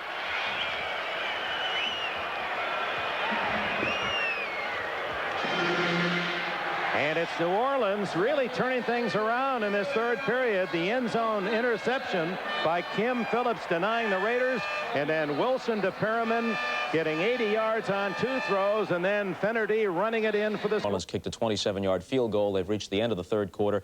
Saints 17, Raiders 3. We rejoin Dick Enberg and Bill Walsh in London after this commercial break. Welcome back to Wembley Stadium, London, as we certainly deal with the less significant things, matters in our life on this troubled weekend. And NBC News will keep you abreast. Dick Enberg with Bill Walsh. 17-3. The Saints picked up a field goal while you were away for that news report. And a key play we will show you here. Gerald Alfin beating Ron Brown. Ron Brown, the great sprinter, the Olympic medal winner, with all his speed, can't stay with a man that couldn't come close to him in 100 meters, but his techniques aren't good. He's trying to learn a new position, and he may not be adaptable to that position. That gave the Saints a 1st and goal. They settled for a Mort Anderson field goal of 27 yards to make it 17-3. This is the first play of the 4th quarter, and Vince Evans drilling it to Keith McDonald. There isn't any question that Vince can throw the ball. One problem, by the way, Dick, that the Raider receivers have had over the years is going inside for a pass. Not so much their courage, but their ability to absorb a ball as it comes toward them and they run toward it down the field. And I'm sure that's something they're giving all kinds of time on. Napoleon McCallum and rookie Marcus Wilson now as Evans being chased, and no flag down as he certainly threw that one away. There wasn't an eligible receiver near the pass, but the referee Jerry Markbright, having to protect the quarterback, can't always see where that ball is thrown. They're going to call it a sack anyway in the grass. James Williams was unblocked. Nobody touching him. Here he comes right up through to the inside with his speed and movement. Evans just can't avoid him. It's just hopeless. And again, you have breakdowns in also number 99, Joel Smengi from Western Michigan, a top draft pick. It's just a broken assignment, and he has his chance. And Smengi, I'm sure glad he's getting his chance to do something, because he's going to have to be a pass rusher for the Saints. Evans has a man open. It's McDonald again, and a 1st down at the 48-yard line of the Saints. Ernest Spears and Vince Buck, a couple of rookies, make the tackle. Misdirection really can be a factor in preseason games in particular, because young players really working to make the squad will commit themselves quickly. And that time Evans faked one way, came out the other, and had a man totally uncovered. You see him start there, then he reverses to the outside with Montoya out ahead of him to block, and then we have a totally uncovered receiver coming across the field. Someone was completely fooled. Keith McDonald, who's been a well-traveled wide receiver, a little guy from San Jose State. It's Marcus Wilson, who played at the University of Virginia last year, 6th pick by the Raiders. They like Wilson. They like what he can do as a rookie because he can play the running back spot, but also special teams. Art Shell was especially high on him as a 43rd, 4th, or 5th man on the roster that can do a lot of things while he learns to play from scrimmage, so to speak. 8 yards on that carry at 2nd down and 2. Wilson, 6'1", 205 pounds.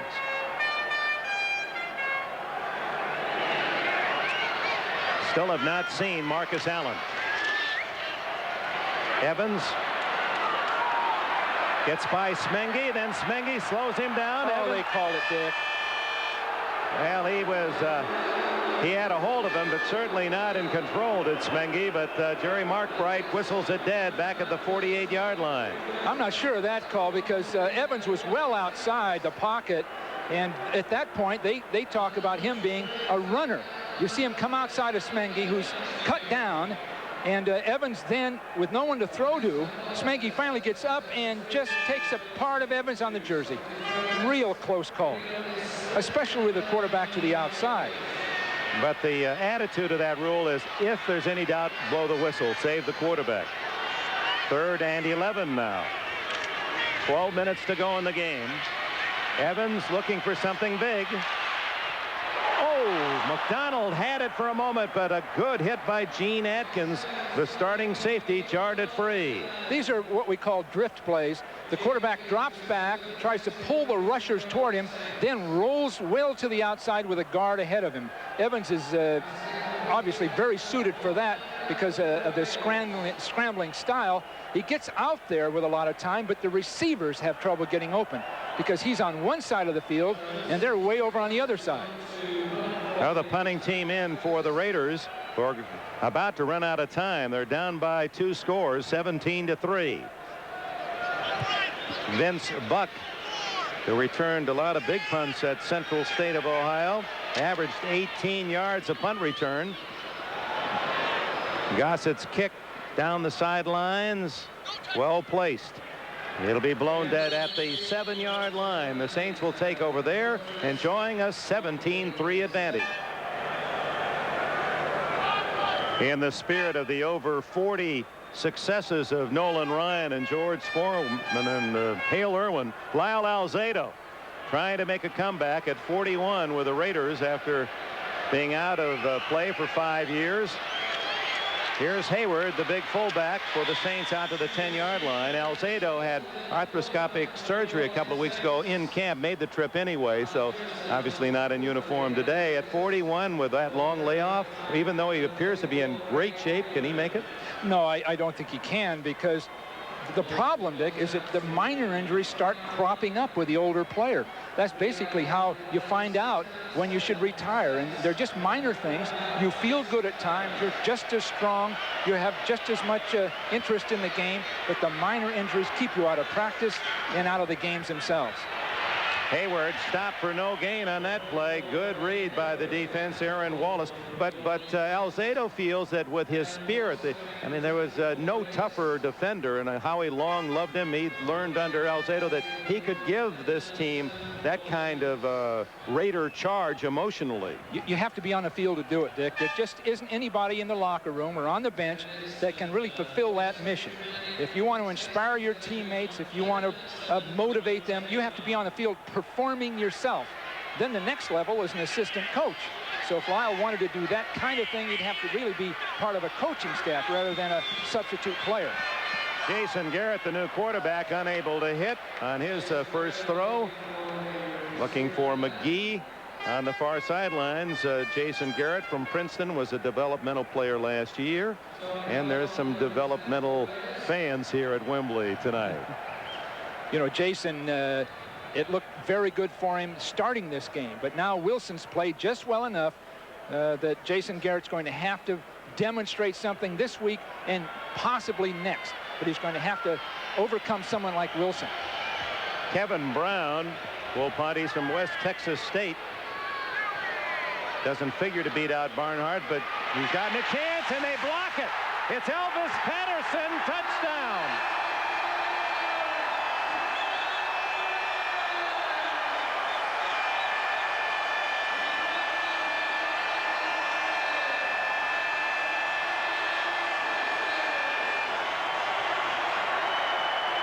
Elvis Patterson came off the corner completely unblocked. He's got quickness and speed. You've got an inexperienced punter taking all kinds of time, a slow snap from center, and this is preseason football. The special teams can be maddening, especially in the second half of these games, because you've substituted. Well, the man nicknamed Toast in New York because he was burned at cornerback so often. He was right in on the foot of the kicker, Brown. Just took it right off his shoe for the touchdown. The extra point by Jaeger.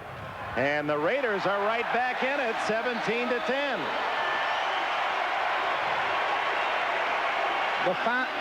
The fans like this because the Raiders are their sentimental favorite. You'll see him come right off the corner. Nobody there, and he could have blocked 2 punts on that one, Dick. I think he was there before the ball was. That's right. Timeout, 10 minutes to go. Elvis Patterson's block, punt, and touchdown, giving the Raiders hopes at 17-10 New Orleans. Jaeger to Finnerty. Finnerty fighting to the 24-yard line. A reminder, next Saturday, NBC will be the place for live NFL action, German-style sports. The Rams and the Chiefs, 2 potential playoff teams, certainly. It's not out of the realm of possibility that they'd be 2 Super Bowl teams. The Rams trying to take on the 49ers, but the Chiefs much improved. Underneath goes the young quarterback Garrett to Arbuckle, who has his 4th catch. So in essence, rookie to rookie, although the quarterback Garrett was on the developmental squad. Arbuckle could be a real value to the Saints, but he's going to have to play special teams because with Brenner, one of the better tight ends in the league, experienced, good all-around athlete, and Tice, they've got 2 solid people that know the system. So Arbuckle, as good as he can look now, must play special teams well. On 2nd and 4.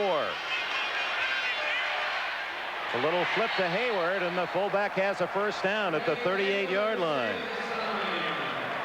Craig Hayward, who wears that number 34 as he did in high school and at the University of Pittsburgh because his idol was Earl Campbell, who carried those numbers so brilliantly with the Houston Oilers. Well, he runs like Earl Campbell, no question about that, but Earl could break tackles better. He could reach out of tackles better than Hayward. Well, if Jim Mora gets his wishes and Hayward loses 15 pounds and plays at 255, maybe he'll do the same. Whoops. Before the snap, and that'll cost the Saints 5 yards. Full start, number 69, offense. First down. Dick, I'm sorry, who's number 69? Buddy King, a rookie from Southern Mississippi. Well, they're down to Buddy King, who wasn't on a roster, and that's really tough because obviously the poise wasn't there on a play like that. He's going to have a couple more weeks in camp before he gets acclimated to this. That's rather remarkable. The Saints have played so well without starting guard Trapillo, starting tackle Brock, starting support lineman Edelman. Finnerty twisted out of bounds on the near sidelines by George Streeter, who was on the Bears developmental squad last year. There's Garrett, who starred with the Tigers of Princeton. His dad, Jim, a former coach at Columbia, an assistant under Hank Stram, now a scout with the Dallas Cowboys. Jim must be proud of this one of his sons. He has a family of young guys that have done very, very well. Jim's one of the most respected people in the game today. Great knowledge of talent, great judge of talent. His son Jason eluding Wallace. Screen to Hayward. Down he goes, and with it a flag as Anthony Smith makes the play. Mike Charles slow getting up, and we may have a face mask. These are the tedious parts of a game like this. You're playing people, you want them to do well, and it goes so slowly because of the mistakes that are made. Foul, number 51, 5-yard penalty. So Aaron Wallace, the rookie from A&M. And they'll mark it off from the spot of the tackle out across the 40 to the 41. Wallace is showing real quickness and agility. He'd be an excellent nickel linebacker. He beats everything, gets across the field, but reaches for that face mask. Just a little swipe at the face bar of Wilson. Wallace, who was born in Paris, Texas, went to high school in Dallas. They like him, and he's shown well. He is quick. 2nd down, 6. Hayward up the middle.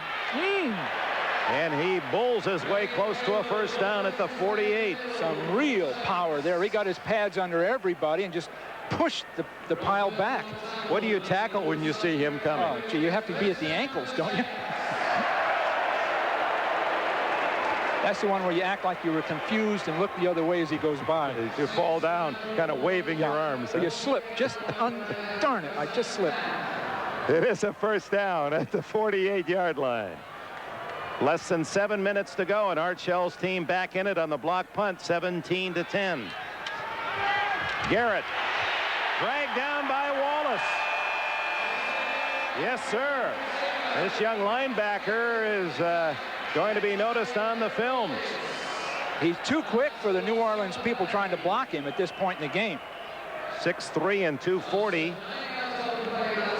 He's just been coming up the field, and now he's got Hayward trying to block him. He splits 2 people and makes it happen. He's going to have to be cut down by Hayward. He can't block him high because he just Wallace just bouncing off and then going to the ball. So 2nd and 19 for the Saints. 6:26 to go.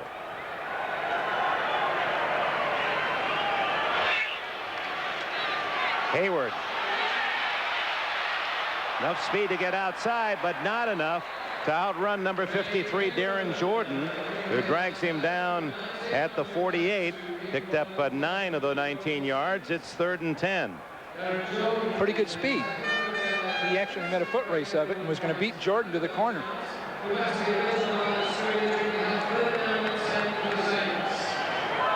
This is the agonizing part. The Raiders would desperately just want one more shot with that ball. It looks to me by the time they get it, they're going to have to throw the ball down the field every play.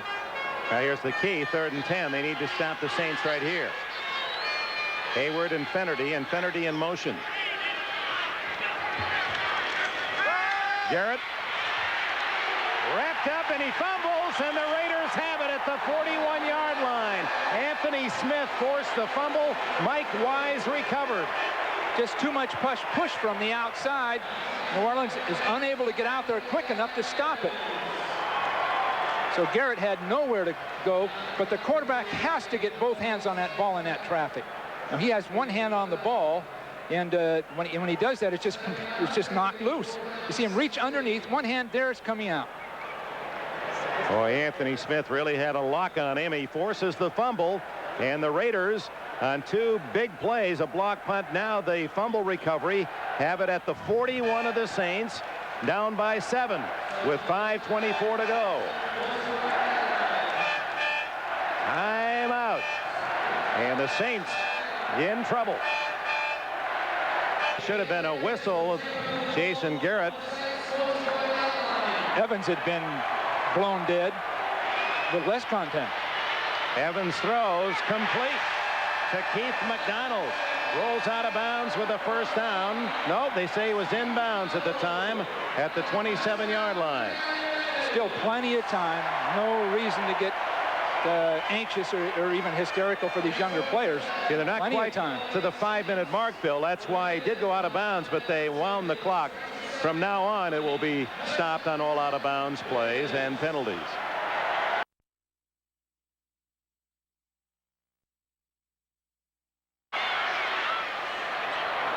Threw that one away. Yep. Well, it would be good for Vince to get a touchdown here. He's got some people that haven't played, and I'm sure that's really upset. You can see him lecturing his guys right there.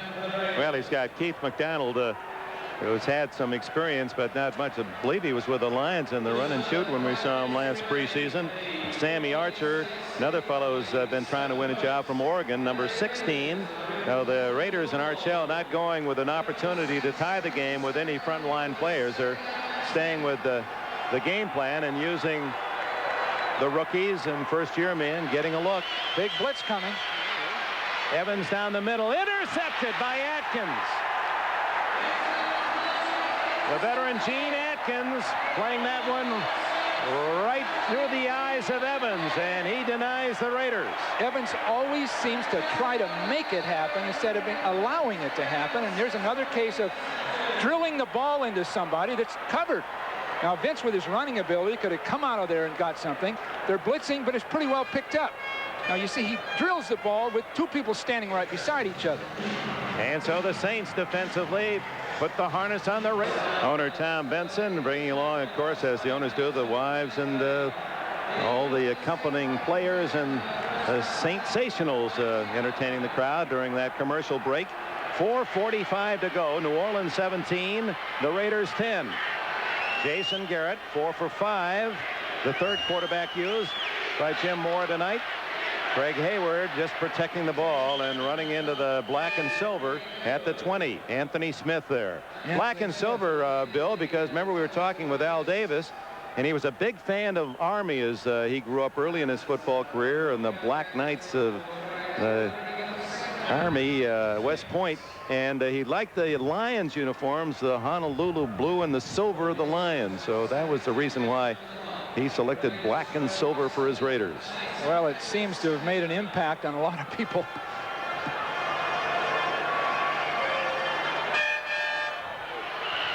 Second down and 9. Garrett to Arbuckle. He has had quite a game to the 42-yard line, and every time Moore's Saints in this game have needed big yardage, Arbuckle has been there. 5 catches and 61 yards. Along with Dave Wilson, Arbuckle might be the star of the game if one were to be picked. Art Jimerson again losing coverage. He lets Arbuckle get 2 or 3 steps on him before he responds, and as I say, these kinds of games, just one guy can get the thing so messed up because just one technique hasn't been mastered. Yeah, that'll eat up some clock for the Saints. 3:20 to go. And another 4 down. Finnerty. Dan Land knocks him out of bounds, but not until a first down is picked up at the 47 of the Raiders. Finnerty, who scored on a 1-yard run for the second Saints touchdown. That time Wallace was knocked down, and that gave Finnerty a lot of time to get around the corner because he wasn't, to be honest with you, he wasn't moving very fast, and everybody caught up to him.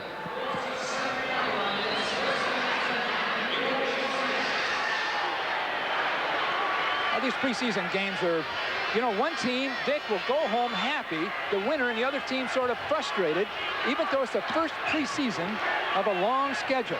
Finnerty again, and Wallace from the backside tackles him forward to the 44, a gain of about 3. Those competitive juices just start flowing regardless of whether, when you say this game doesn't mean anything, which it will be history very quickly now. But the taste of defeat is tough to take. I can remember our flight from here after losing to that was a Don forever Shula's flight, team. wasn't it? Oh, gee. And we lost it on a fumble toward the end, and that troubled me the entire flight. Everybody else was having a nice dinner, and I was sort of looking out the window in despair over an exhibition game. The very first of the season was so much ahead of you in the season. And that trophy was on the other plane. And you will be reminded, Coach, you better start winning. Oh, boy. A reminder, right after our action from Wembley Stadium, you'll enjoy the contest for the NFL's fastest man. You were involved in that, what, 8 competitors? Yeah, we're really 10 because Ahmad and I ran a heat when everybody else left. That'll be worth seeing. And then that'll be followed by what should be a slam bam action 10-rounder, welterweight, junior welterweights, Pazienza and Haugen. Their rubber match, they've each beaten each other a time, and both were outstanding bouts, as you'll recall. Jason Garrett with 3 minutes to go. The Raiders using one of their second half timeouts. Second down 8. Finnerty rudely hit. Bill Packel finishing off Anthony Smith's charge. Smith's really he's a factor in this game, and I think he will be career-wise too. But right now he's just dominating. Nobody's coming close to blocking him. But it changes with that first league game. Rookies that have done so well right up to that point are shocked at the difference in intensity. And veterans always have that ability, even though they feel give the coaches the impression they're giving 100%. And it's certainly you get the 110 on that opening day, don't you? What a difference. Another timeout by the Raiders. You know, the first league game is much like a college team playing a bowl game where they're inspired and there's so much coverage of it and so intense. Now they'll find in the NFL that each week it's a bowl game. A reminder tonight, Ann Jillian returns to the NBC lineup in her very own show. Ann Jillian, premiere movie, Don't Die Hard. Meet Parker Kane tonight. So stay with us after NBC Sports World. Garrett going long, and it's caught at the 15-yard line by Gary Cooper. Well, that's the only one not on our lineup tonight, and Gary Cooper gets his moment for the Saints, a rookie from Clemson. Torin Doran having a little trouble. Pretty good position, but maybe doesn't have that acceleration ability right at the end of this play. Just not quite enough. And of course, that's a tough job. The bump and run style, your first NFL game. He'll get better, but he's going to have to be more physical at the line with his man instead of letting them get untracked down the field. 2:42 to go. Clock stopped out of bounds. 29-yard play. Garrett's longest throw.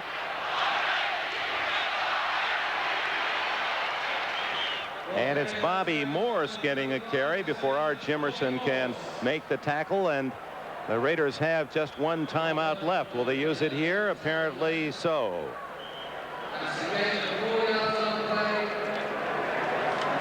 International week for the NFL that started last night in Tokyo, continues in London, and then to Montreal in the week. We'll be in Berlin on Saturday at 1 o'clock Eastern time to see the Kansas City Chiefs under the new NFL format that allow 2 more teams into the wild card weekend. The Chiefs would have made it last year, 8-7-1, an improving team under Marty Schottenheimer, and the Los Angeles Rams very impressive as they battled the 49ers and then beat the Giants in the playoffs. Yeah, it'll be a good matchup. Run game of the Chiefs, the pass game of the Rams, 1 o'clock next Saturday. Both of those teams are legitimate, certainly playoff teams, but could even go all the way.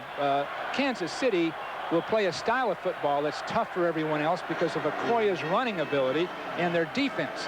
So they're going to be much more conservative. They may not have the great quarterbacking some teams do, but they'll play conservative, opportunistic football, and Marty Schottenheimer will have his team ready every week. Second down and 6 with 2:28 to go, and now the Raiders no way to stop the clock except for that 2-minute timeout.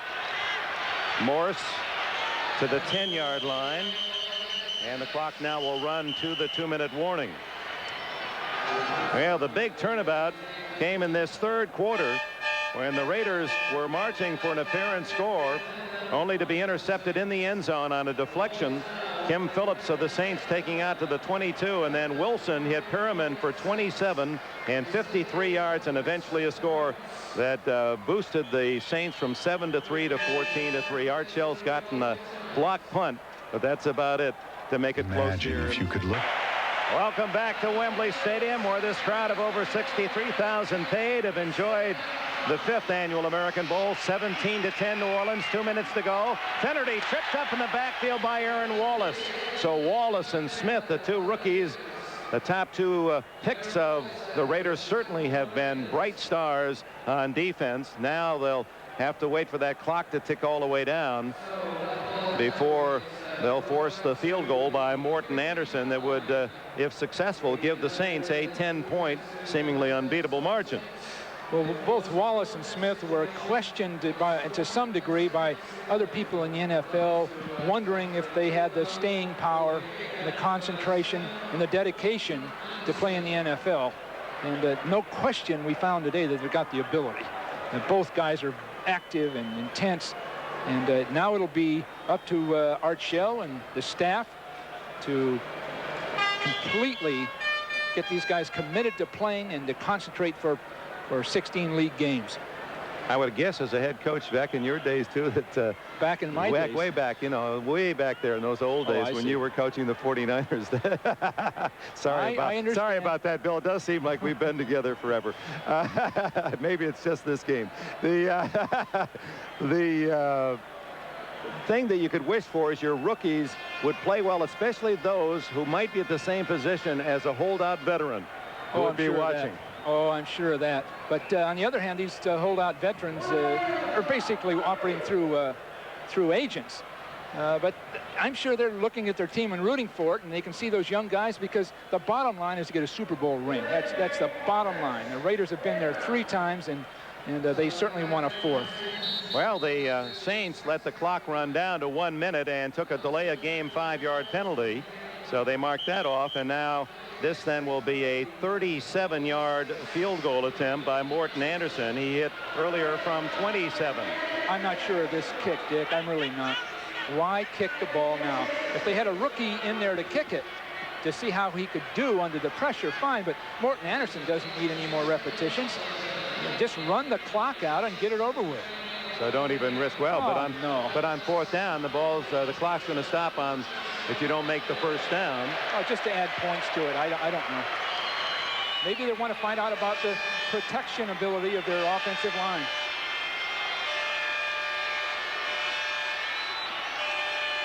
Anderson hits the upright, and it bounces back no good. A relatively easy shot for Anderson, but it strikes the post, and the Raiders, with 1:04 left, have a chance.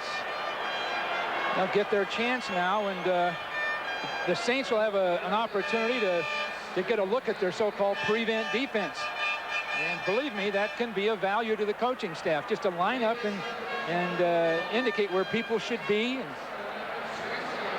And the Raiders going again with their 3rd and 4th line players and their rookies, giving them a chance. Vince Evans still at quarterback. No timeouts left for Los Angeles. Stephon Adams is in. He's wide to the left. Both McDonald and Archer are in, and whistle before the snap. Number 97, Ronaldo Turnbull. That's interesting. He's in there here on. Encroachment foul, number 97, defense. With a minute to go, so Turnbull, who started the game, is in with 1 minute to go. 5 yards will take it out to the 25. Well, he's their future. He's going to start. Jim Mora stated he's the man. He's going to start. So every bit of experience they can give him right now, it can be something they can evaluate. Doug Lloyd from North Dakota State, the only running back, as Evans goes down the field. No flag, incidental contact, as the pass did not appear catchable anyway. Vince Buck, the rookie, covering Keith McDonald. Well, those seams splitting the defense with a wide receiver and then a second man in often is what people are doing now. Good protection, and he throws into that seam, but the ball is thrown just a little bit late. Evans 7 for 12 in the game, backing up Jay Schrader, the starter, but 2 interceptions will haunt him on his trip back to Southern California. Well, Turnbull will get another chance. Evans complete to McDonald, and he's to the 41. Atkins makes the tackle, 16 yards, but the clock is running. Final seconds of the game, 17-10 New Orleans.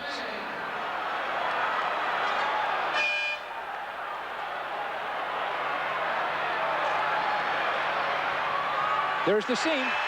It's caught by Jamie Holland, but he stays in bounds. Evans has to get up and down a ball just to stop the clock. They have to stop the clock now. 38-yard line of the Saints. Hurry up. There it is. With 11 seconds to go, Evans has at least one, maybe two plays left. Well, he's going to have to go for the end zone because obviously if the ball's caught and tackled in bounds, the game's over. But they have the play, the Hail Mary type thing on one side or the other. Yeah, you go for maybe a 15-yard out and then try another. The Saints apparently are going to use a timeout to make sure they're in the right defense. Yeah, well, we have a chance, and we want to thank our crew in the spirit of the American Bowl, both U.S. and the Brits involved. Our executive producer, Terry O'Neill. Coordinating producer and the producer of today's telecast, John Faratzis. Directed by John Gonzalez. Raiders and the Saints, associate producer John McGinnis, and our production associate is Carol Larson. Thanks to Elliot Kalb working the statistics, all the rest of our combined crew here in England. Jeff Silva from the Raiders, his help in the booth, and Brad Edelman. Brad, I hope that bicep injury, you recover quickly and you have a great year with your Saints. They can try a deep out and maybe be in position to kick, but I think they'll go for the end zone. You know, every year here, Bill, and you read the papers on Monday morning in London, and they always say the same thing, and they will again next year. Why is it that we have so much trouble with hooliganism and fan behavior in soccer, our game, and the American football comes in, you get a big crowd like this, they just have a good time, and everyone behaves. And so it has been again, and Evans calls for time. He doesn't have one. He turned to Markbride to call time, and that's a penalty.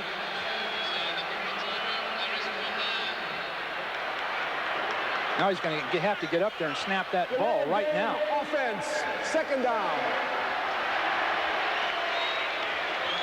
17-10 New Orleans. A desperate situation for the Raiders with 11 seconds to go, and now they lose 5 yards back to the 43.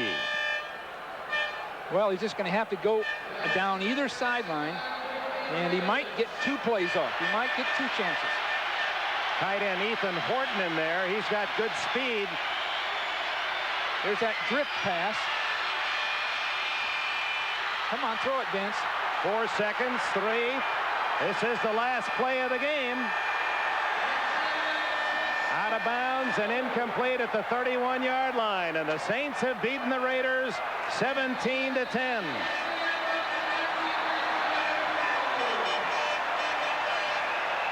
Now, Jim Mora's New Orleans Saints may have been underdogs here in England, but defeat the Los Angeles Raiders 17-10. 3 key interceptions sparking the win. Stay tuned. The NFL's fastest man, followed by NBC Sports World's presentation, junior welterweight bout, Vinny Pazienza and Greg Housen. We'll see you in Berlin next Saturday. For Bill Walsh, Dick Enberg, cheerio from London. NFL's fastest man.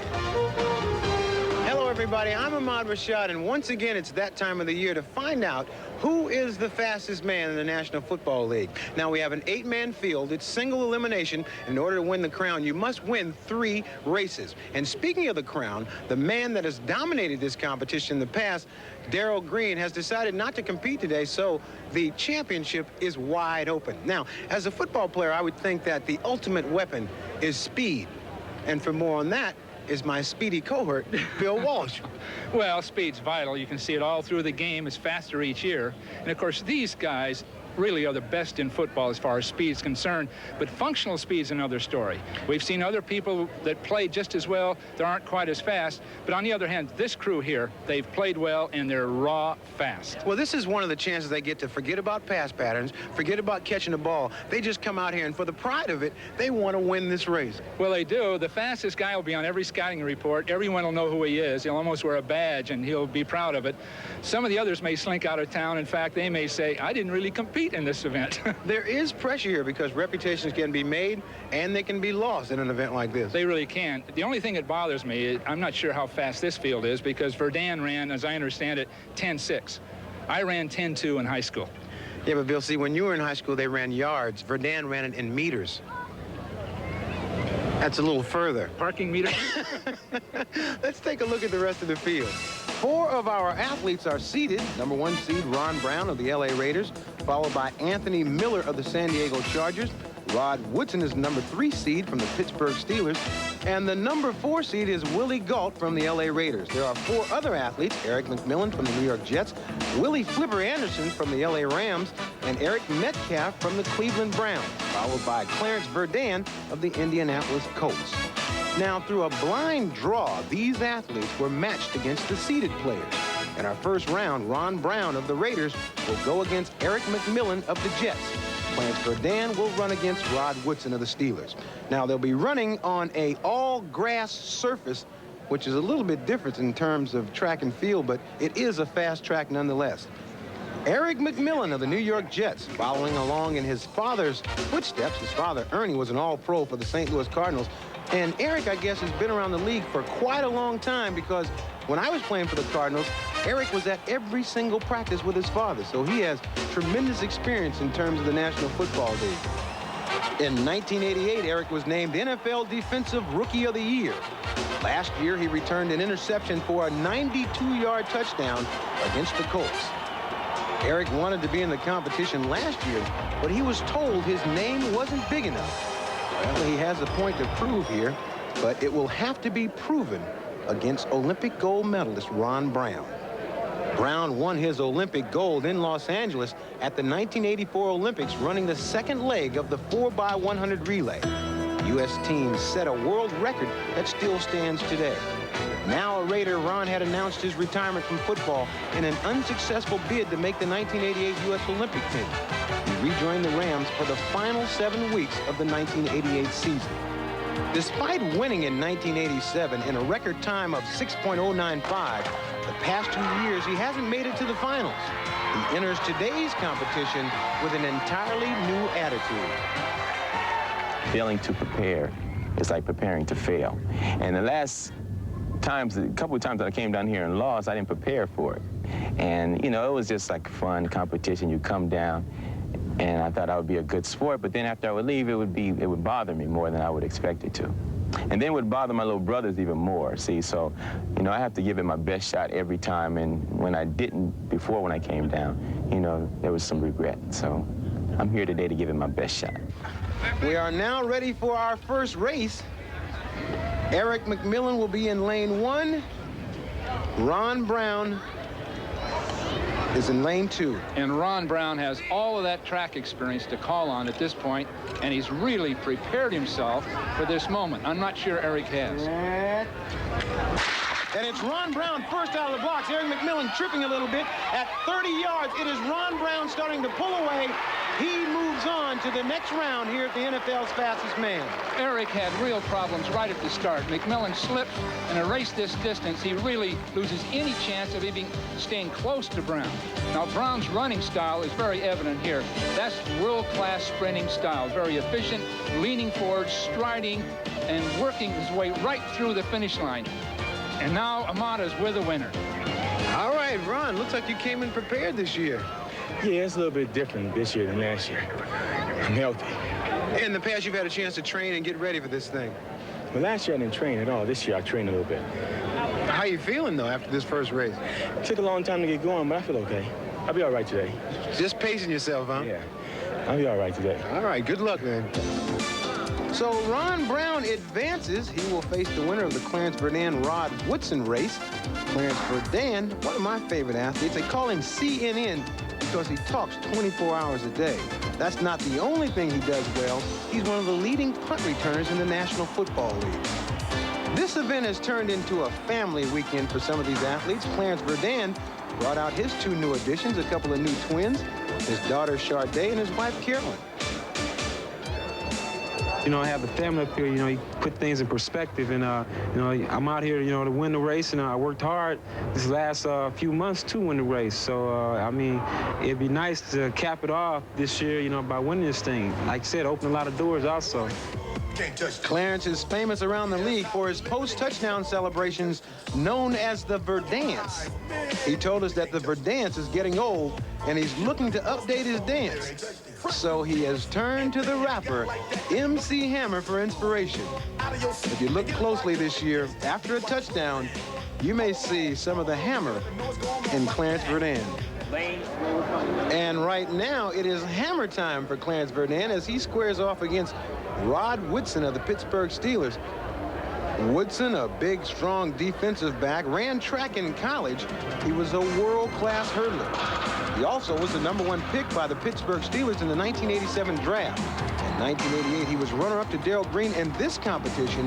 Last year, he was selected as the AFC return specialist. You can teach so many things, but you can't teach speed. It's either you have it or you don't have it. And it's one of those things that if you make a mistake, you can make up for it a little bit easier if you don't have any speed. It's one of those things that hopefully a lot of these little receivers are coming out. The DBs can stay with them. A lot of guys always think that receivers are the fastest ones, but I think in this race alone that we're showing the defensive backs can run also. We are set to go. Rod Woodson will be in lane 2. Clarence Verdun will be in lane 1. Ahmad, Woodson could very well be the best athlete in the National Football League. He has great statistics for jump, reach, strength, speed, explosion. A great athlete. It's a fair start. Rod Woodson and Clarence Verdun at 30 yards. They're dead even. Verdun trying to pull a little bit, but here comes Woodson. It is a very close race. Too tough to call from here. Well, Verdun really surprised me. He's not noted for his speed, at least on the football field. He's noted for quickness and agility and the ability to avoid people. But here he gets off smoothly and quickly. He's very efficient. And I think the only thing that keeps Woodson in this race all the way through it is his track experience, because he finally levels off and starts to reach, and he pulls close to Verdun and makes a race out of it, and it's really going to be too close to call. So close that we've got to go to the photo finish, and it appeared that Rod Woodson may have just outleaned Verdun at the tape. Verdun had a jump on Rod. Halfway through the race, it looked as though he'd win, but then Rod got his stride into full motion, began to lean just at the finish, and made the difference. All right, Clarence, I'm telling you, you had a great start. You're the first one out of the blocks.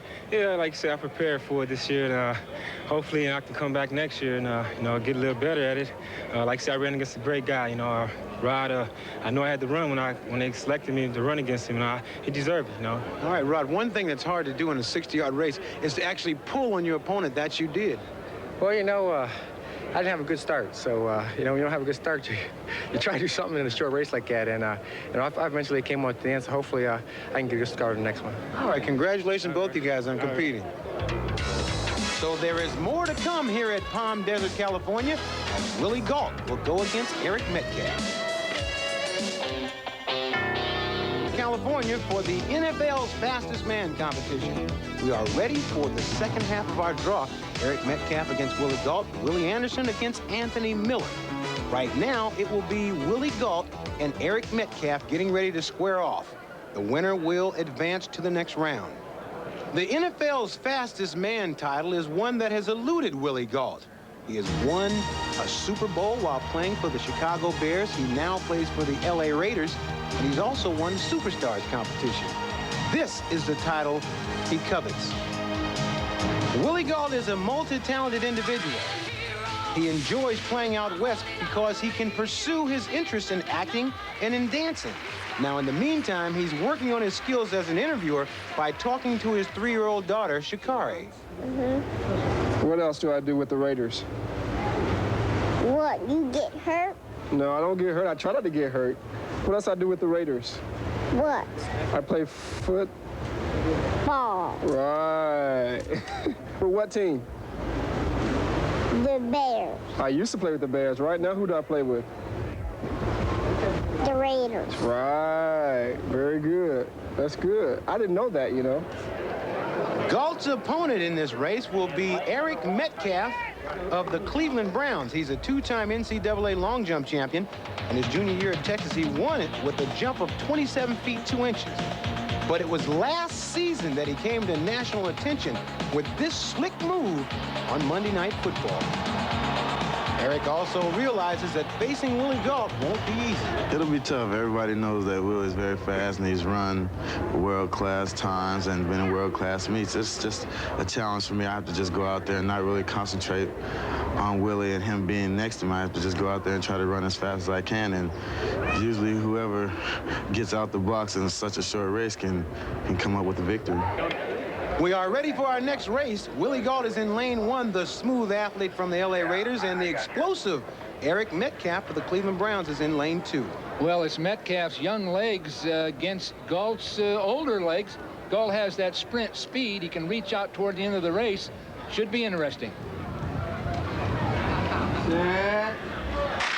Eric Metcalf is the first one out of the blocks. At 20 yards, it's Metcalf. At 40 yards, here comes Willie Gault. He starts to straighten up, and Willie Gault strides through, and he will win this race. Eric got a real jump on Willie, way out in front, much like a long jumper would. But Willie's sprint speed starts to show up when he gets his stride in sync. He's struggling now, but once he starts to reach and run, it's really no contest. At 100 meters, he'd have really won by a big margin. Willie, you're looking strong. See, I know that you come in here prepared, though. You are one of those athletes that prepare no matter what. You come in at your top. Yeah, I have to be ready because, as you know, the world's looking. You're looking. If I don't do well, you'll get on me. But Eric ran a great race. I mean, he's really quick. I knew he'd be quick, but my strong part is coming on at the end, and hopefully I can get it going earlier because it's only 60 yards, not 100. Well, in the past, you've always had a problem coming out of the blocks. You came out pretty good today. I came out pretty good today. Came out with Eric, and he had a quicker 20 meter than I did, but I came on about 30 and 40 and held him off at the end. All right, congratulations. Good luck as you move on to the quarters. Yeah, it's going to be tough. So Gault advances. Our next race is between Willie Flipper Anderson of the LA Rams and Anthony Miller of the San Diego Chargers. Willie Anderson came into prominence last year with a bang. He had a dream day for a wide receiver as he caught 15 passes for 336 yards against the New Orleans Saints to set a new National Football League single game receiving record. I remember my dream day, Bill. It was against your 49ers. I remember that well. You gained about 80 yards and 8 passes. Really outstanding. You don't remember that very well. I do, but now how many times were you in this contest? Well, I had a tough time fitting it into my schedule, but these athletes are here. Anthony Miller will be Willie Flipper Anderson's opponent, and Miller came on into the National Football League like gangbusters. In his mind, he's the total receiver. I feel that I can catch the ball, use my hands really well. As far as some guys, you get a lot of fast guys, but they can't really catch the ball. And I think that's probably one of my important things is probably just catching the ball. Well, Miller's future is really ahead of him because he played very little at Tennessee, and he takes the league by storm, so he's got a great future. Both of these athletes are the receivers of the future in the National Football League. The receivers of the 90s, I'd say. Willie Anderson in lane 1. Anthony Miller in lane 2. Anthony Miller out of the blocks first, and Anthony Miller at 30 yards is starting to pull on Flipper Anderson. Anthony Miller cruises through for the victory. Miller has great speed. Anderson also, but Miller's speed is more track speed. Again, you see these guys that have run track, the form they use in the latter stages of the 60 yards really makes a difference. They start out pretty even, both sprinting hard, but once they get into sync, the form makes a difference, and Miller just has more pure, raw speed. So the competition... He's in against Woodson, the big, powerful hurdler, and he has to make full use, Ron Brown does, full use of his stride, his quickness, and his smooth gait. Rod Woodson in lane 1, Ron Brown in lane 2.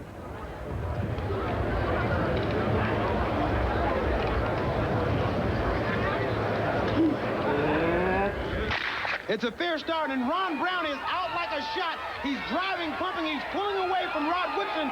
It'll be Ron Brown in an easy 60-yard victory.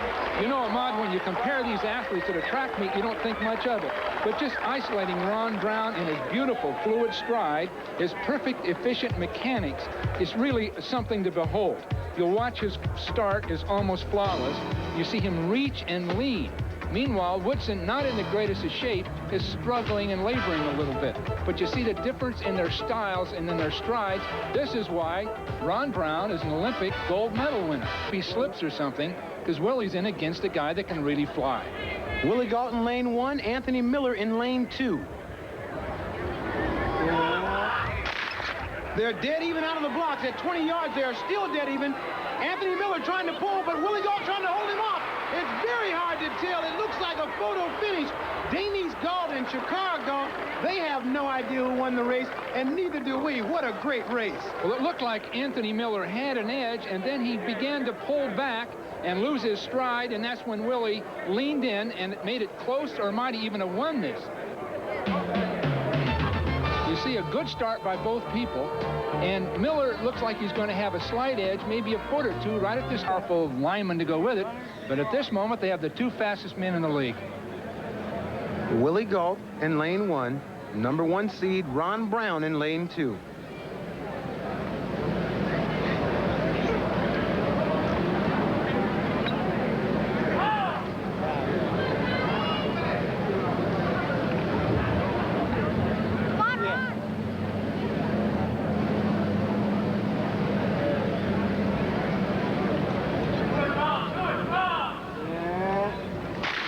It is Ron Brown first out of the box. At 20 yards, it's Ron Brown. At 30 yards, Ron Brown starting to pull away. Ron Brown is the NFL's fastest man.